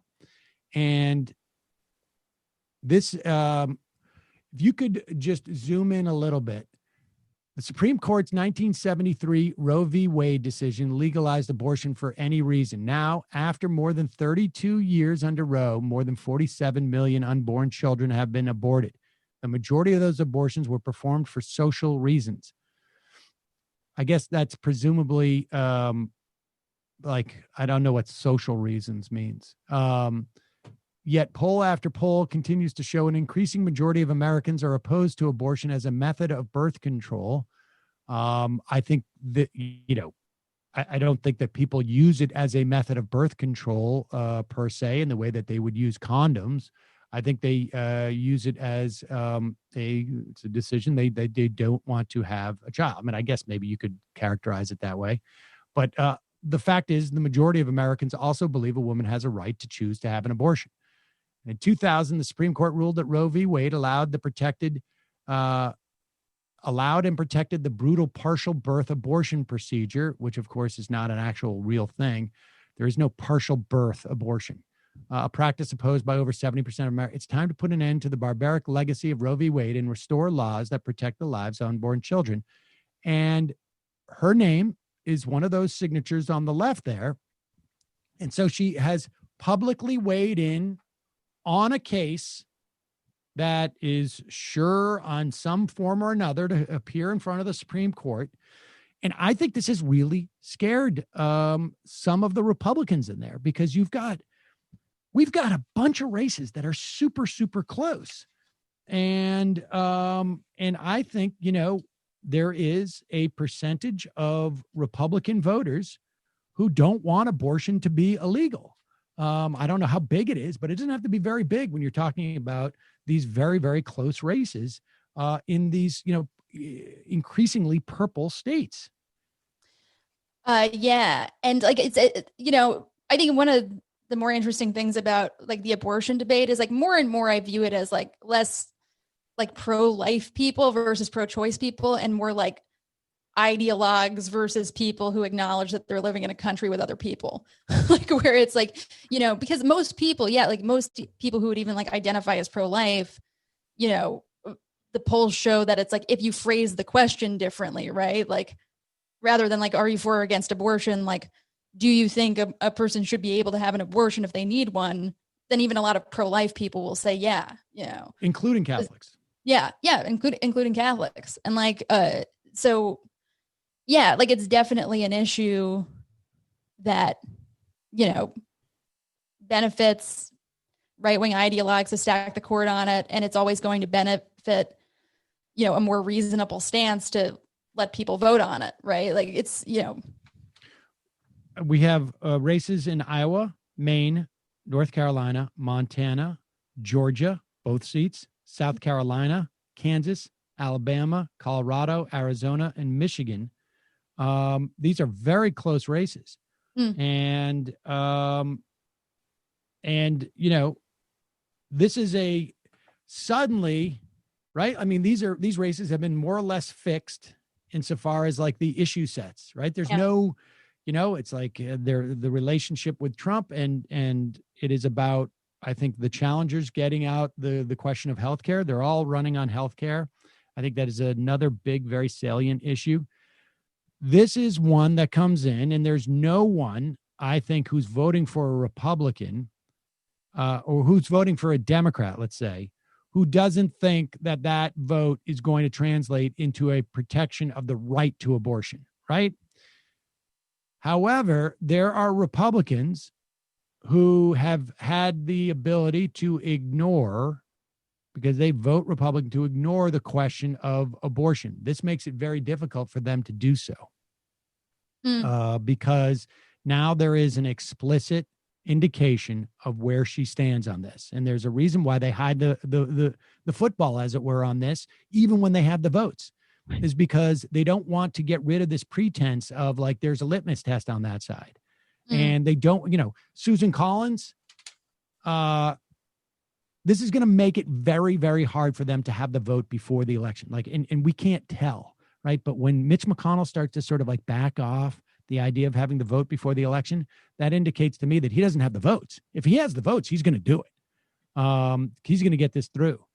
And it'll be interesting to see if these hearings actually go forward. They're scheduled for the 12th, I guess. And, you know, right now, at least one member of the Judiciary Committee, a Republican, has coronavirus. Who knows? Maybe it's more. She may have been, you know, she's tested negative, but we don't know. We're only a day out from, we're only 2 days out from, we're less than 2 full days out from when Hope Hicks tested positive, and 12 hours out from when Donald Trump tested positive. I think he got tested positive like at 12 o'clock at night last night, right? So who knows? I mean, we're just weird territory here. Right. I mean, like, would they, like, I would usually under normal circumstances take it for granted that if enough people contracted it, they would have to postpone. But it's like, now I feel like you can't even take that for granted. Like, right. You know, they might just say we're not quarantining, you know? Yeah. Oh, yeah. The quarantining's oversold. Yeah. You don't need that so much. Here is a Fox Weekend host, Jedediah Billa, I guess. This is stunning. Play this clip. This is clip number 5. And I think politically, this is a moment where a lot of the strategy, we've been talking about the strategy of 2 campaigns. I think that, unfortunately, now we're going to have front and center a conversation about these rallies. Because remember, the president of the United States is thankfully, luckily enough to have a team of doctors around him who are going to make sure, hopefully, that he is okay. But that conversation will become, what about the people at these rallies? How is this managed? Is this a good idea? And obviously, for all events in the future, we want to make sure that they're safe. We want to make sure everyone around them is safe. And we want to make sure it's taken seriously. This virus can be a beast. It is not for everyone, but it can be, and it can have lingering symptoms that are odd for people. So I hope that that is not the case for the first family. But you just never know. That's the bottom line. You just never know. Coronavirus. It's not for everyone. It's not for everybody. Ask your doctor, yeah. Ask your doctor if coronavirus is right for you. I love the fact that the lament is, you know, they may not be able to do those live rallies. Yeah, what a tragedy. I mean, I think it remains to be seen as to whether that helps or hurts Trump. I mean, I don't think that the rallies have had the benefit for him in 2020 that they did in 2016 by any measure. First of all, they don't get the coverage that they used to. All that comes out of it is his most sort of like grotesque moments, frankly. Right. He tried his best with a lock her up chant recently, right? Oh, did he? Yeah. I mean, maybe it wasn't that recent. But I'm thinking there were lock her up chants with Ilhan Omar. Yeah. Oh yeah. Oh yeah. But I'm thinking that like we saw Donald Trump say, no, young people don't get it. I mean, the whole line about him saying, nobody really gets it. It doesn't really hurt most people came from one of those rallies. I don't think it would come from a situation where he is like tightly scripted coming out of the White House, which he may end up having to do from now on. I mean, we're only 30 days out from the last day that you can vote. Let's put it that way, right? I mean, people should go vote right now. But this election season, the electioneering season, we're at the tail end of this. It's nuts. All right, this is funny. So this guy Scott Adams? Have you heard this? You know who that guy is? Oh yeah, the Dilbert guy. Yeah, I don't know why I know it. I don't know why I know this, but I know that Sam Harris once brought him on his podcast as like a representative of the reasonable Trump supporters. I don't know why I know that. I wish I didn't know it. Sam Harris, who hasn't made the realization we're going to find out that Scott's made regarding Trump. And this is just ridiculous. But I don't like more people. I feel like Scott Adams is more famous for the fact that he is so vociferously pro-Trump than actually Dilbert. Like I can't remember what Dilbert is. I know it's a cartoon, and I feel like but it was like a guy in an office, right? Yeah, but it was syndicated in all the papers. I remember it every time I read the comics. Dilbert might be a Trump supporter. I could see it. Here is Scott Adams coming to the realization. This is like, the interesting thing about this is that there's a lot of people, I think, making a calculation that the ship could sink. And if I don't get off it before it's still above waterline, it's going to look sort of nakedly opportunistic. So I'm going to jump off now, even though I'm aware that there's a big hole in the hull, and pretend like that's not why I'm doing it. That's what I think this is. Here is Scott Adams thinking to himself, I may need actually a couple more years of working. And so therefore, maybe I should jump off this boat before it sinks to the bottom of the ocean. When the Fine People hoax came up again, I literally stood up from the couch and said, here it is. Here's the moment. Pause it for 1 second. He's referring to the Fine People hoax. That's where you were all mistaken. And when he said find people on both sides, that was a hoax. Oh, he didn't really say that. Those words didn't really come out of his mouth. I mean, you can't take the president literally. Right. You got to take him seriously. You got to take him seriously.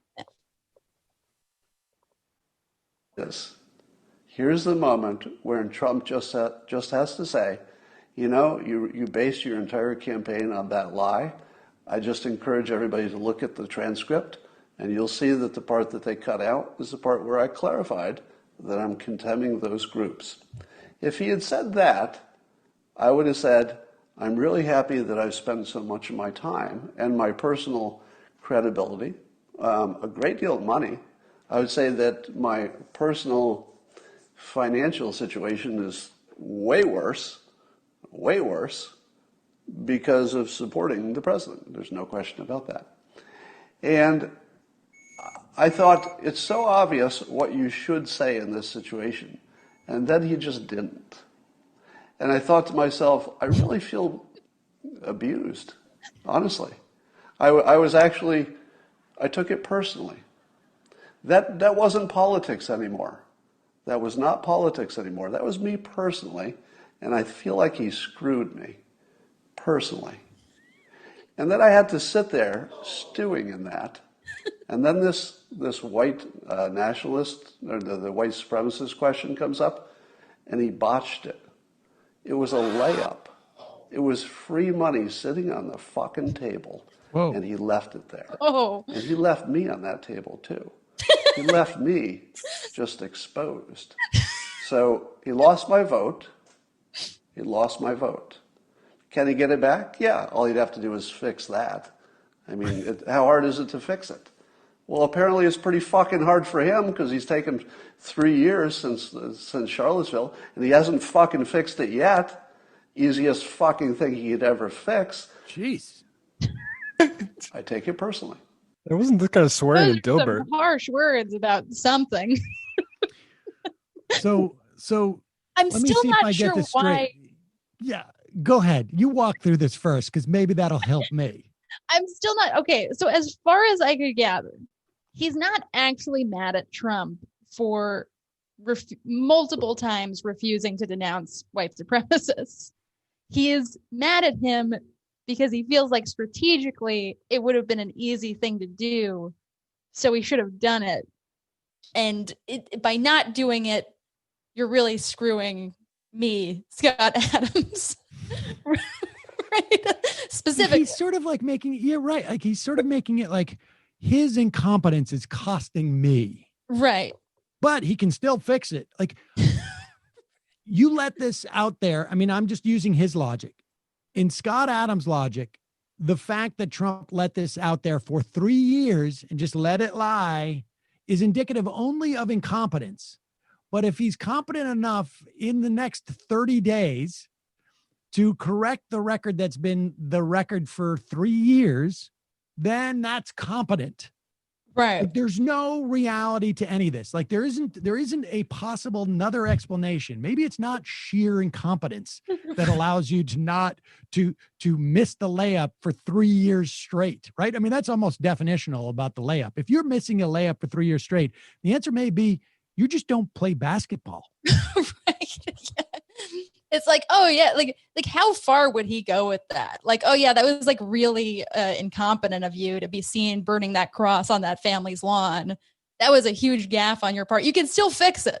Yeah, go out, get another cross and put it back up there, and you don't have to burn this one. And that will show me that you know exactly. I think this guy, honestly, like he built in his actual actual catalyst, which is financially, I have been suffering for this, because it turns out that when you are supportive of someone who is a horrible, horrible president to millions of Americans, people don't want to associate you with that much, which, you know, it's no book burning. I don't recall anybody going out and burning Dilbert's books in the way that, let's say, the Dixie Chicks had their albums burned when they said we're embarrassed about George Bush. That was brutal. But I don't know. I can't look at Dilbert, in the same way.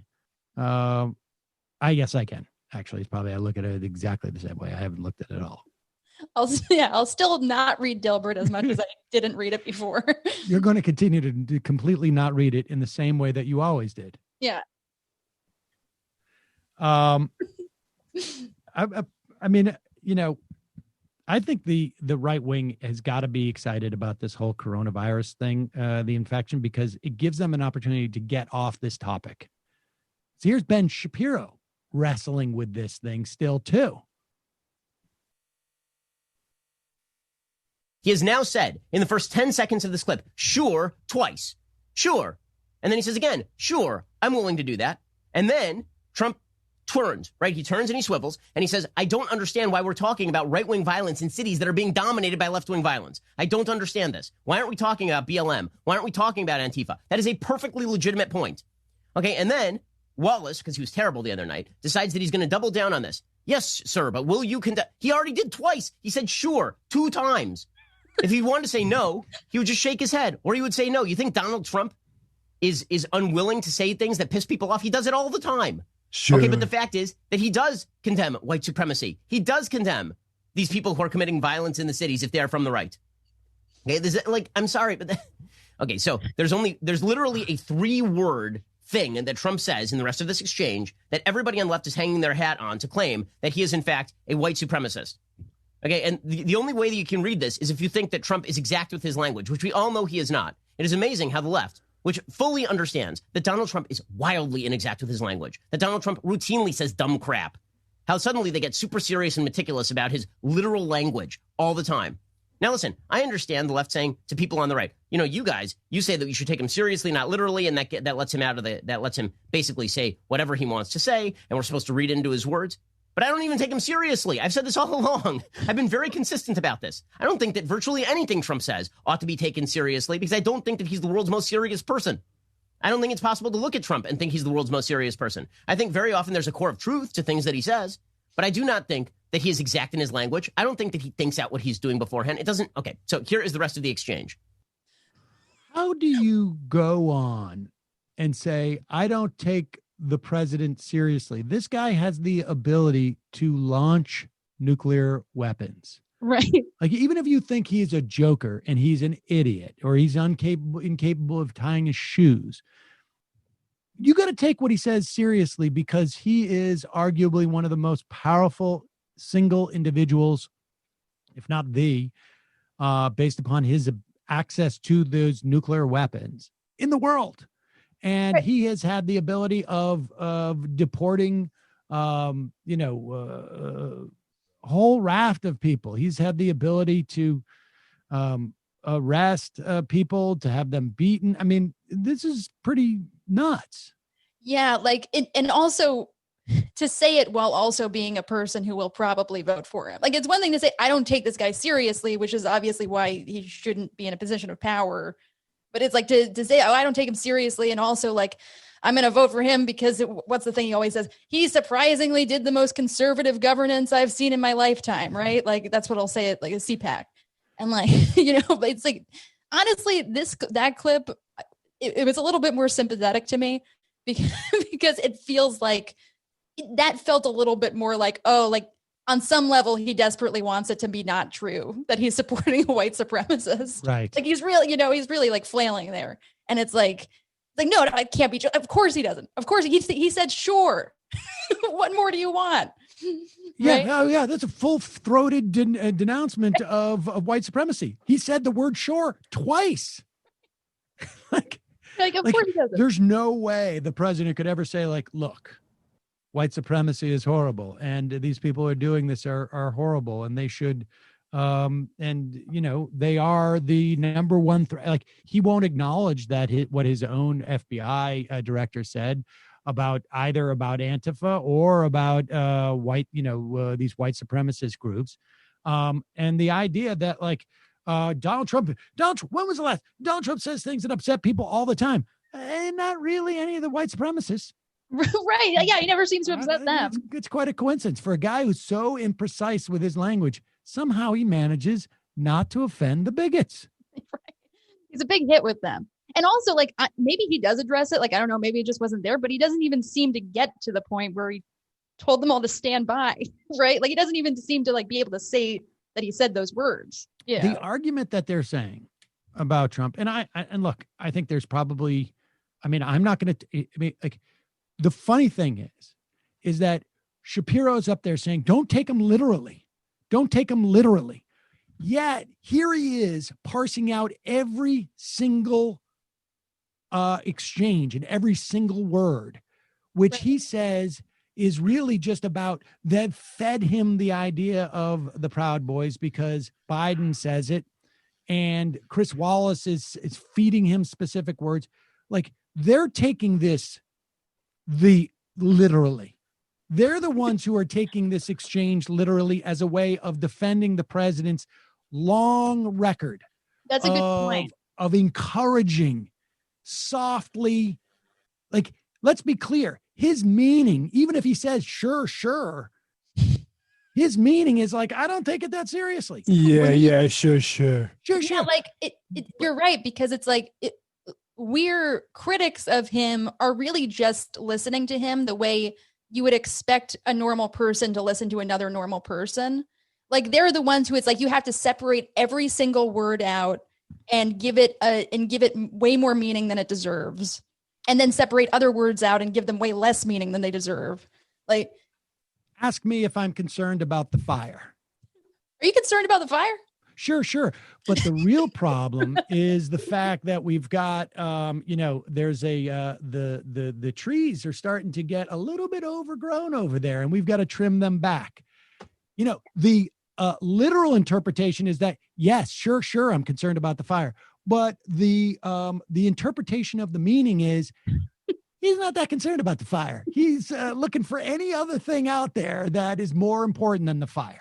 Ben Shapiro, of course, has made a career of, running interference for racists that everyone knows are racists. So, right. This is Ben Shapiro. Media accuses Representative Steve King of racism. They're lying. Read his actual words. And then this Steve King is the guy who the wants update. White women to reproduce more, right? It turns out the Republican Party also came to that same conclusion, but a little bit after Ben. Ben just really has a trouble with the English language in terms of like interpreting meaning as opposed to specifics on words. This guy, man, that's why I think they're psyched that he got coronavirus, because I think it makes them. Like, it gives them an opportunity to change topics. Oh, this is great. Did you see this where Katie Porter? It's amazing. I don't think there's anybody who does this better than her, frankly, in terms of these committee hearings.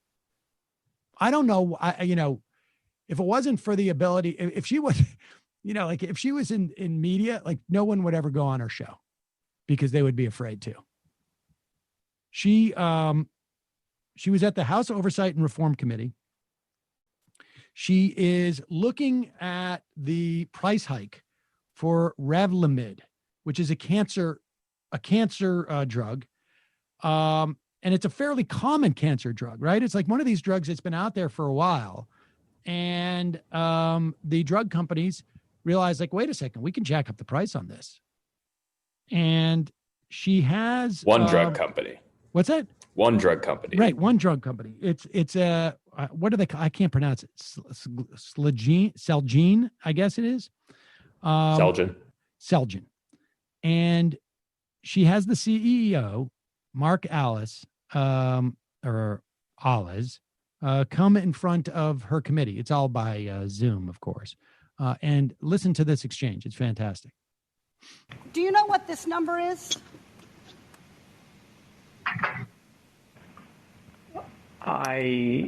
Does it ring any bells? But I think you're referring to my compensation in some way. Yeah, well, in some way. This was your compensation in 2017 for being CEO of Celgene, and that's a lot of money. It's 200 times the average American's income and 360 times what the average senior gets on Social Security. Now, of that 13 million, about 2.1 million came from your company hitting yearly earning targets. And more than half of the bonus formula was based on those targets. Any increase in the price of Revlimid would also increase your bonus by increasing earnings. Isn't that right, Mr. Ellis? If revenues increased and expenses did not, then earnings would be enhanced. Thank you. Mr. Ellis, in fact, the Oversight Committee found that if you hadn't increased the price of Revlimid, you wouldn't have gotten your bonus. Mr. Ellis, do you know how much you personally received in bonuses over 2 years, the last 2 years, just because Celgene raised the price of this one drug, Revlimid? I receive very generous compensation, but I don't know the exact number that you're referring to. In fact, you personally received $500,000 personally just by tripling the price of Revlimid. So to recap here, the drug didn't get any better. The cancer patients didn't get any better. You just got better at making money. You just refined your skills at price gouging. And to be clear, the taxpayers spent $3.3 billion on Revlimid. That's the way it works. That's the way it works. And of course, that money that he gets in the bonus form, incidentally, ladies and gentlemen, A lot of times what they'll do is they'll get that in the form of in form of stock options, and it's taxed at a different rate. It's taxed at a different rate than wages. And of course, in terms of payroll taxes, he's done after the first 110,000. So that leaves him $12 million, roughly $880,000 of pay that is not subject to the payroll tax. So that's pretty good. Why doesn't everybody just do that? What she's doing, like is so effective. That's the thing, is like what she laid out there is not actually all that complicated to lay out. Those are like public numbers. You know, she showed that, you know, there wasn't any improvement in the treatment, and it's known knowledge that it's the most expensive drug for Medicare and Medicaid users in the country. So, I mean, it's baseline work. Yep. Right. And, you know, the value of like a single payer healthcare system is their ability to negotiate with those entities. But, you know, now we have, but it's also, you know, this is the idea that a drug company can simply own the patent and raise the price simply because they own the patent is just, we should not allow that. We have the ability as a society to decide, like, look, when you're dealing with these, you know, we do it with utilities. Utility company does not have the ability to just randomly increase the price of the electricity or your phone service or your gas or water service that comes into your home. You can't just randomly say, you know what, we have the ability to raise it 3 times. We're going to do it. Well, to be fair, your body isn't nearly as essential as those things. That's true. Your human living body. That's true. You could still live as an orb somewhere, and you don't want to do that in the dark. Much harder on an orb's eyes to see in the dark. Another quick point about Porter and, you know, this strategy that David Dayen pointed out the fact that, you know, this is a woman who represented a formerly like safe Republican suburban district that's fairly wealthy, and now she is running for re-election, does not have like any sort of challenge, really, any sort of legitimate challenge against her seat. She's pretty much locked it in for now. Mm. The point is that politically speaking, you do not pay a price for going after people like this. In fact, it strengthens you. Yeah, you lose nothing. Right. I mean, I am very, very anxious to see the current Democratic leadership make way for the generation of Democrats in Katie Porter's class. You made the point a few weeks ago, Sam, that, like, you know, Republicans put whoever is most effective to the front of the line to run their committees. Do you see that happening at any point in the Democratic order, or is that something that you feel just mostly hopeful about? Or I think that's conceivable. I think once a younger generation of Democrats gets into office, one that is not so ossified, not simply because of their age, but in terms of how long they've been there. I think people who are more concerned, who are doing this because they have a political project, right? I mean, I think that's really the bottom line, is that now I don't know if that's something that has changed. I don't know if 30-year-old first-year, second-year Congressperson Nancy Pelosi came in with a different perspective than, say, AOC or Katie Porter, just, you know, as an example. I suspect she did, but I certainly am convinced that the years and her experience at that time changed her to some degree as well. And maybe, and I don't know how you, I don't know how to assess. You know, I would have to wait for the biography, I guess, which shows that, like, oh, she came in just as idealistic and with a very, a project and this disposition. And when she came in and, they got crushed, McGovern and through those years, it had a lasting impact on her, et cetera, et cetera. Ryan Grimm's book. Nancy and Me. Yeah. Well, Ryan Grimm's book sort of like outlines this a little bit. Like, that they were tried by fires in the early 90s and still a huge hangover from McGovern at that time. And I don't know. But my suspicion is that politicians who come of age now have a fundamentally different sort of agenda and incentive structure than politicians who came of age 30 years ago. And I'm talking specifically within the Democratic Party, and probably to a certain extent in the Republican Party, except for it's just like gone on a certain trajectory. In the Democratic Party, I think it's gone in the opposite direction. And I think that's a good thing. I think we just can't get there early enough, frankly. Right. This is a little disturbing. Maybe it's to be expected. PBS Frontline interviewed a woman from Texas. She wants as to why she opposes Section 8 low-income housing. And in her neighborhood, this is classic NIMBYism. Maybe it's like Ninky is like not in my country. I don't know how to do that. Go ahead.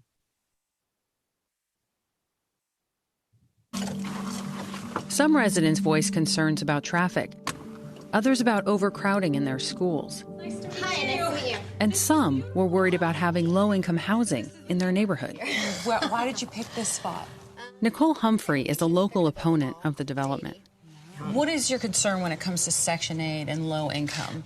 The lifestyle, I feel like, goes with Section 8 is usually working single moms or people who are struggling to keep their heads above water. And it's not, I feel so bad saying that, but it's not, it's just not people who are, I guess, of the same class as us, which sounds bad, but I don't mean that in a bad way. Some people would say, look, they maybe have not had the opportunities they've had. Their kids are not going to have the opportunities that your kids are going to have in this neighborhood. Right. Can they share in that? The problem with that is I hear a lot of the unfair of, we haven't been given this or not that, or we haven't been afforded things that you might have been afforded. I don't look at multimillionaires and think, why don't I have a yacht? Why don't I have a private jet? It's a mindset, I feel like. Do you think that you maybe are stereotyping the folks? Oh, I totally am, 100%. It's not, it works both ways. I'm definitely not a racist and I'm not bigot, but I think I hold a little bit of a stigma against people who are different. We don't want nomads. We don't want people who don't have roots. I just don't want that to be what my community is about. Wow. And she's young, too. I mean, I know people exist like this who are young, but it's like, I was expecting something a little bit different. I mean, this is the kind of thing where it's like sometimes when people express views like this about low-income housing, I feel like sometimes it's appropriate to assume a level of ignorance, or a level of being influenced by scaremongering. But this woman is just nakedly no, I just don't want poor people here, But it's so weird to that sort of that paradox of some measure of self-awareness. I know this sounds bad, but I don't mean it that way. The laughter, when she explodes in laughter because she's realizing what she's saying is just horrendous, is what must be bizarre the to look watch. on the face of the woman interviewing her going what are you? I mean, I think there's some internal morality trying to fight out there too. You cannot be saying this. And by the way, she's saying, I'm not a bigot, but I just behave exactly the way a bigot does around people who are different than me. I just that's bigotry. She almost defined it. I hold a stigma towards those who are different from me. Yeah. Yeah. That's got to be close to the textbook definition. I mean, you would think. I really honestly I have such a hard time sort of wrapping my head around this. That she has the self-awareness of what I'm saying is, I know sounds horrible.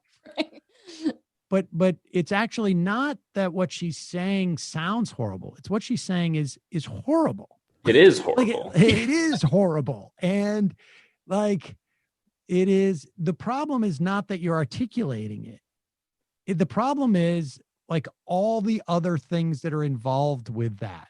And it's like, I could see, like, like on one hand, I'd be like, what? I mean, if I felt that and I felt like I really need to tell the people on the TV about it, right? Like, which I think is like an interesting combination. I mean, because on one hand, she clearly does not understand why that's so bad, right? I mean, otherwise, I mean, she knows that it sounds bad, but she doesn't understand why it is bad. Right. Yeah. And you could, like if she understood why it is bad, maybe she would have the sophistication to say like, look, I don't think the problem is going to be solved by public housing. The problem is going to be solved by a much bigger investment on the part of the public.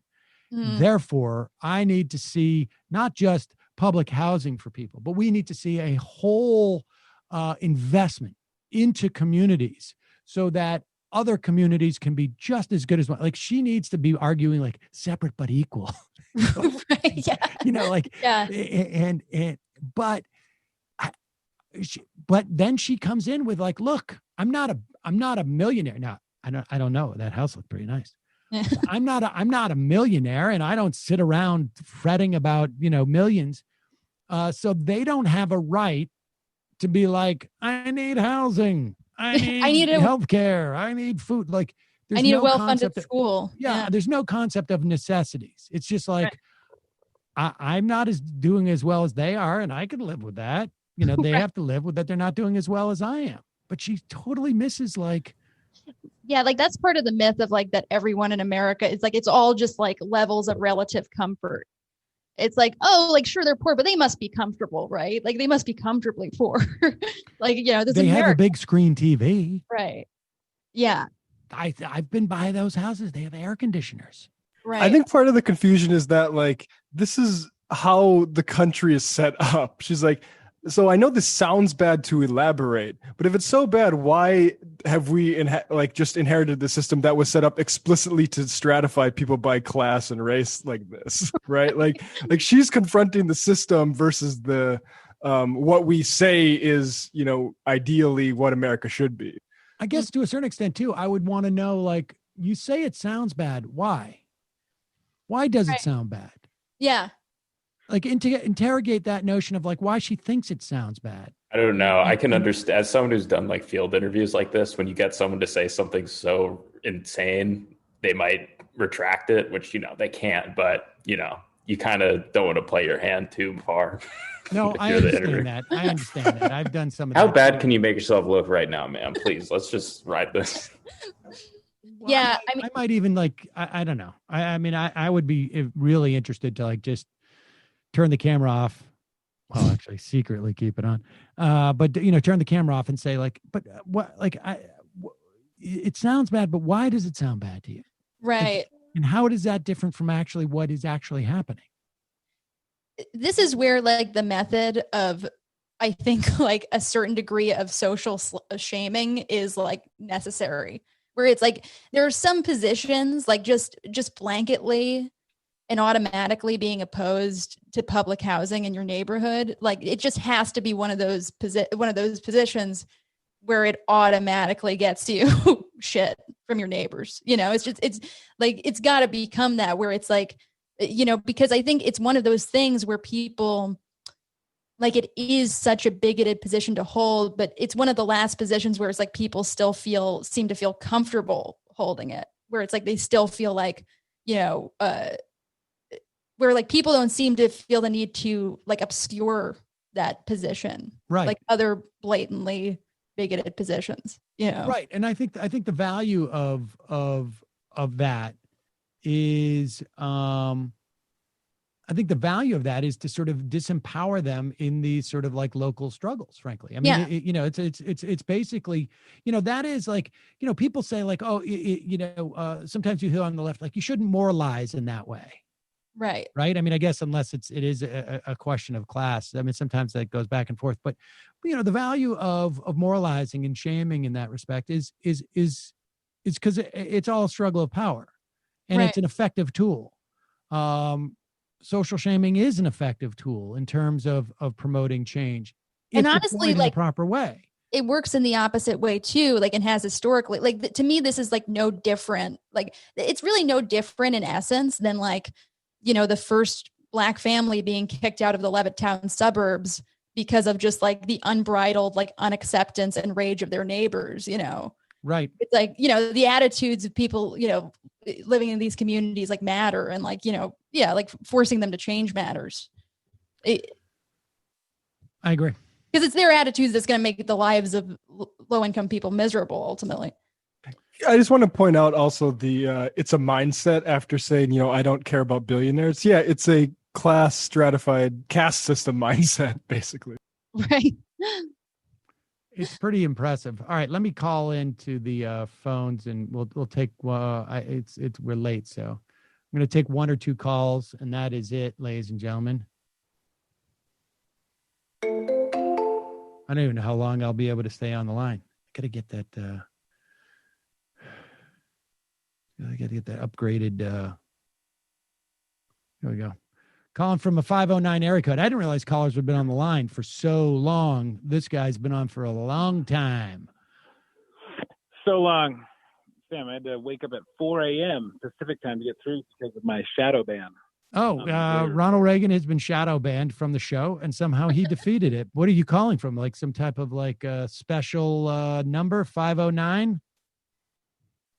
But, well, right. I'm just saying I had to wake up extra early because you only let in like 2 calls at a time now. People don't understand how rigged the system is these days. It's totally rigged. Totally rigged. Ever since David Pakman got 1 million subscribers, I've had to crack down. Austerity. Speaking of rigged, by the way. Yeah, no kidding. Right? You know, this guy steals your set, and then the next thing you know, he's getting write-ups in the New York Times. Yeah, I saw that. I saw that. Coincidence? I don't know. Anyways, I wanted to propose. I got a script idea for you. This is a Hollywood call. Okay. Oh, good. We have Lucie on. Lucie's in show business.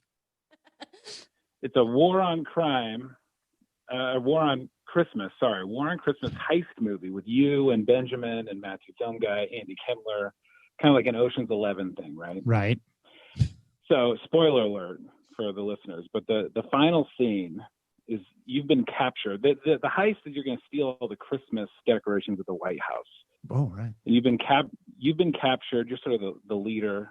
Maybe we make Kendler the leader. I don't know, but you've been captured, and you're in the Oval Office. The president pulls out a Clint Eastwood oversized revolver. Right? He's pointing it at you. I believe Clint Eastwood would often in those films. You're talking about the Dirty Harry films, and even maybe the Enforcer. He would carry a Magnum 44.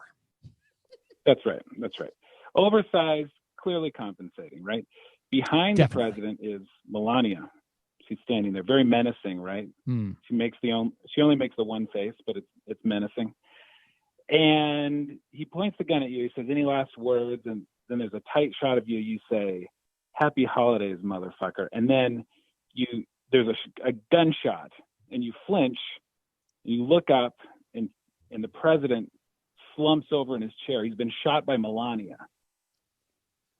Right? This is a surprise twist. No, of course. This is I mean, I saw it coming, but as soon as you said there was a gunshot, and I flinched as opposed to actually got shot. Flinched. Right. Yes. Okay. So, and then she says something about, who cares about the fucking declarations? And it turns out she has been fucking John Benjamin for like a really long time. Jeez. And they were working kind of a side thing during the whole heist, and she was in on it all along. You didn't realize. But this is my idea for you. You can take it and run with it. I mean, I'm going to need a little bit of you gave me the cast and then the last scene, but there's a lot of stuff. That's not really a script idea. That's just a one scene idea. That's like a skit. The opening scene, you get done with the show. You're talking about Social Security or something boring, and you take off your headphones, and it's the closing music, and you look over at the TV, and there's Trump lighting the Christmas tree, and Matt says something like, "Good show today, Sam," and it's clear. Oh, that's completely unbelievable. so far, but go ahead. That he would say that. So you're looking at the TV, and it's clear that you don't really care about that show you just did, Social Security, whatever. You're obsessed with the war on Christmas, and you've got to do something about the one true issue. I don't have my Born Identity music on this board. I got to get it. This is where I go wee, and I know I got it, and then like I go into like some type of bat cave or something, right?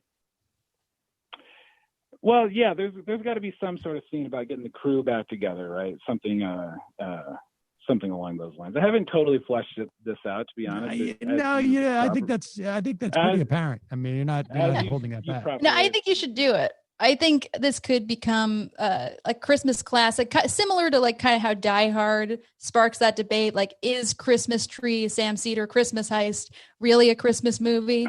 Yeah. Right.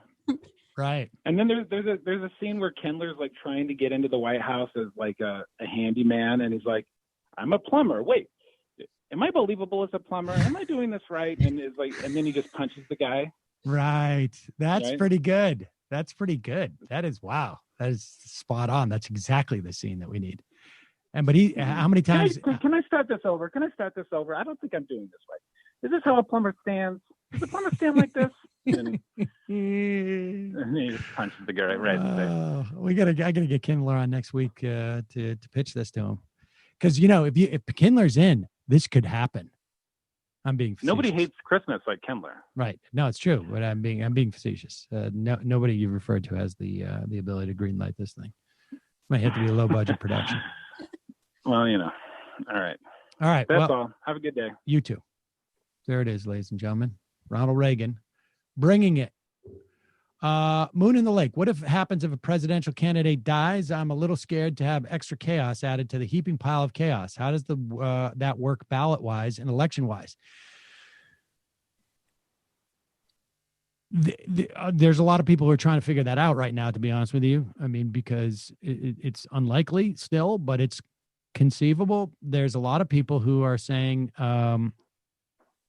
that in some ways, the whole state legislature choosing an electors, crew of electors could come into play. I mean, presumably, I think if something were to happen to Donald Trump, then Mike Pence would be the obvious choice I don't know. I mean, I really don't know what happens at this stage.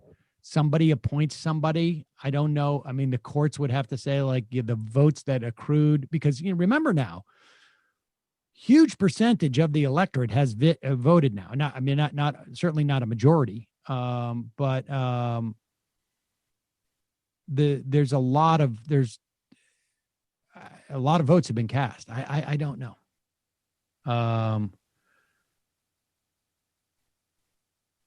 I imagine you guys already saw that the South Dakota governor, COVID Christie, was at the Trump super spreader rally in Duluth, hugging and laughing and singing karaoke with all the other COVID deniers. When was that?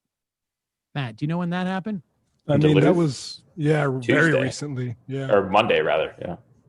I mean, we don't know who around the president had it. Now, my understanding is the RNC chairwoman tested positive. I don't know where she was. I think in the next day or two, we're going to have contact tracing, and we're going to basically see maps of like where this may have traveled through around. I mean, it's maybe that is where Hope Hicks got it. Although, we just don't know how long it took to develop in her. Like, I mean, she got tested on Wednesday morning and was negative, and then was positive by the end of the day. Maybe 3 or 4 days earlier could have been where they contracted it. On the topic of the Section 8 housing woman, as someone who is probably a younger listener, and I went to a conservative all-boys private high school, I'm not as taken back by her openness. She represents the modern young conservative that finds no need to hide the reality behind their beliefs, unlike their parents' and grandparents' generations. Why should she feel the need to hide behind complicated mental gymnastics when she sees how popular her naked beliefs are around the country? I mean, I guess that's true. Yes, you lock. Is MR going to be on the free tier of Peacock or the paywall? We're going to be on the free tier. I think the way it works on Peacock is you get it with ads. If you're on the that their free tier comes with ads, I think. And then I'm not exactly sure how they do it with the pay thing. Big Dick Cheney energy. Fun fact: the Enforcer was indeed a Dirty Harry movie. Yes. Comrade Mario on the top. Got that. Monk Lewis. I imagine you got. Yeah, I got that. Moon in the Lake. What happens if a presidential? We know that. I will look into that. We will know that on Monday. Eddie from Ohio just saw the local news last night that that schools are having football games this weekend. My mom works in public schools, and I asked her if this is true. She said yes. They're all doing it and also holding indoor basketball practices with parents in attendance, no masks. Great leap forward. Who gives an F about Hanukkah, Sam?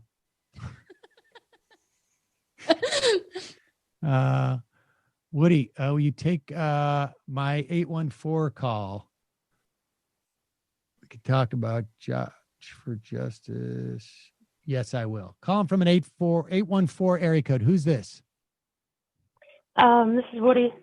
Hi, Woody. What's on your mind? I just wanted to tell you about something that's going on in South Carolina. Please do. It's basically a police brutality kind of thing. A cop shot a 17-year-old kid, and basically racially profiling. And they're also finding that this cop only arrests 17-year-old black men. Only arrests 17-year-old black men, like period. That's it. That's the only arrest on their that they have. Mostly that they went through and looked at his record, and most of his arrests were 17-year-old black men. Jeez. Wow. And he almost shot a dog a few years ago. Where is this? Where is this? Woody, let me before we talk too much. Where does this take place? Columbia, South Carolina. Okay. Are you do you have any like specific knowledge of it, or stuff that you've read in the paper? I'm not like with the actual like organization, but I am kind of helping. I don't know like a lot of what is the organization? What? What's the organization? Justice for Josh. They have an Instagram page, and I think they're on YouTube too. All right. But we'll check it out. Okay. We'll check it out, and we'll dig into it, and maybe we'll talk about it next week. But thank you. Justice for Josh in South Carolina, Columbia, South Carolina. We'll look into that. All right. We get time for one more phone call, and that is it, folks. I'm sorry. It wasn't even my plan to take calls, but we forgot to turn the voicemail off, the voicemail on. Calling from a 478 area code. Who's this? Where are you calling from? That's right, sir. You did forget to turn the voicemail off. So that's why you have the privilege of talking to Jeff in Georgia, Sam. Jeff in Georgia. Lucy, do you ever listen to The Dissident Peasant? I'm sorry, please. I'm sorry to say I haven't heard it. Well, put that on your list of podcasts to listen to. Yeah, I will. It's a great show. I know like political podcasts, a little bit played out, just people having a conversation or whatever. I think it's time to like write a script, just read it, which some people will like a little bit different. But Sam, I'm not here to talk about myself. I'm here to let you know, man, I really appreciate you. I really appreciate the words you had to say about at the top of the show about, the people who got all the sympathy in the world for Trump right now. Oh boy, is he going through a bad time? And I do really appreciate all that. But Sam, I want to take another tack because I see on my feed on Twitter a lot of people, they're giddy with celebration. They're getting happy. They're feeling maybe even hopeful about Trump's infection in the course thereof. And I just want to let all those people know that before you make a viral video of you dancing, you need to do stretches properly. Before you wear out your voice, laughing uncontrollably, you need to do vocal exercises. You don't need to get into a state of euphoria or drunken stupor and forget that you have children that need taken care of. Folks, I know this is exciting, but I want you to take care of yourselves. Your health is very important. Everyone's health is very important to me. Save one particular individual's health. His health not very important to me at all. Indeed, the opposite of that. Sam, I just wanted to get that message out. That is very. Take care of yourselves. That is very thoughtful of you, Jeff from Georgia. I appreciate that. Very much a public service announcement. Thank you. Perfectly healthy. And that also reminds me, ladies and gentlemen, it is Flashback Friday, and maybe we may do this on a regular basis. We're certainly going to do it today. This is a clip of Michael when he heard that Jair Bolsonaro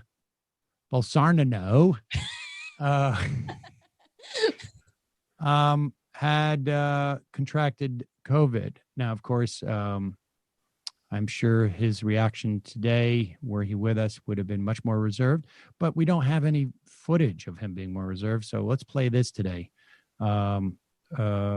Flashback Friday. Trying to tell me Bolsonaro tested positive.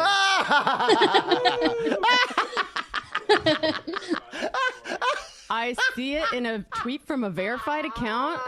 It's translated. So let's confirm that. But that's very exciting. Lula libre. Oh man, yeah. And it looks like apparently Bertrand, Washington Post. Yeah, this is legit. And he just had dinner with Trump. Hell yeah. It's good to get some good news once in a while. There's always silver linings. Well, whoever knew that so much good could have come out of Mar-a-Lago? Dirtbag MLK. Fingers crossed. We may be living in hell world, but no one said the comedy was bad. Oh, shit. Yo, they hugged. You should pull up that video of them in Mar-a-Lago before we go. We really are in uncharted waters right now. All right. Beautiful. That was great. That was fun. Nice. All right, a couple IMs, then we'll get out of here. I don't think I've ever seen such pure joy. I know it. Sweater. There was a time we played Drake's Hotline Bling when Scalia died, which was also up there. Mm-hmm. But yeah. Mm-hmm. Sweater Weather Underground. Both parties have rules that say the VP nominee moves up on the ticket. So there you go. Ty from Tennessee. I don't know if you've covered this, but Joe Biden tested negative today. We did mention that. You've got to test him. They've got to keep testing him. I mean, it's conceivable that if you got infected on a Tuesday night, it wouldn't register for another day or two, but that's a good thing, the negative testing. I imagine they're going to test them again. Honk goes the truck.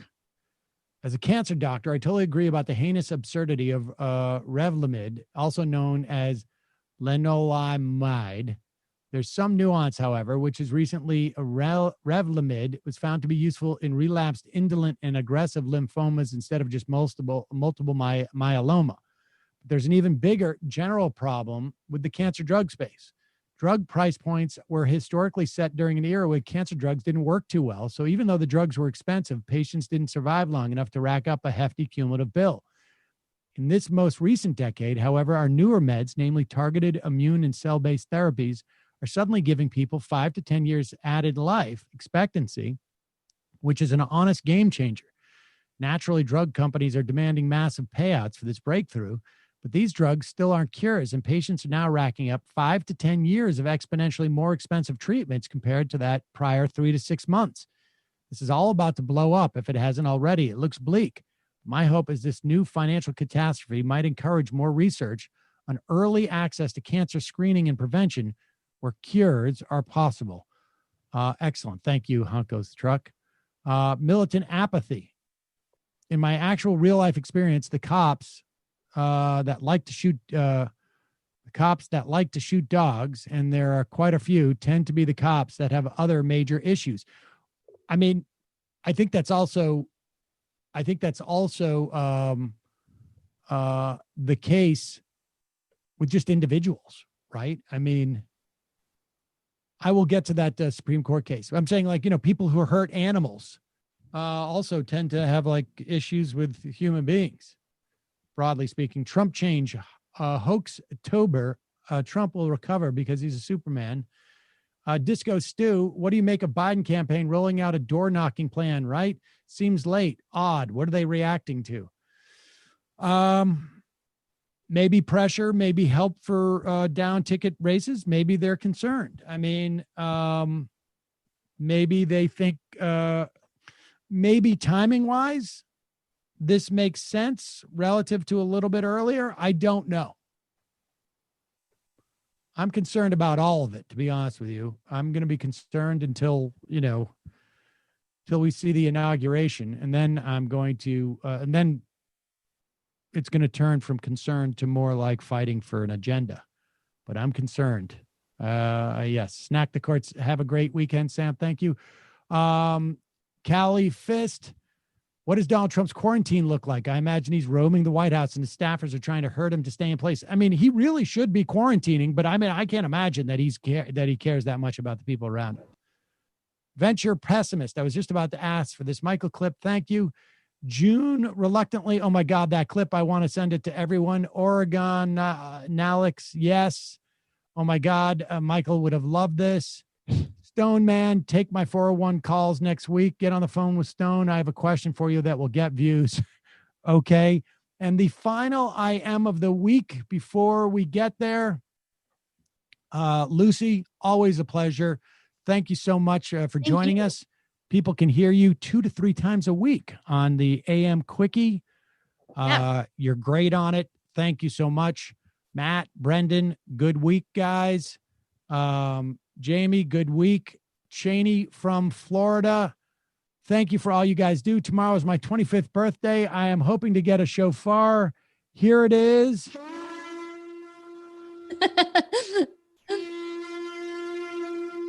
See you on Monday.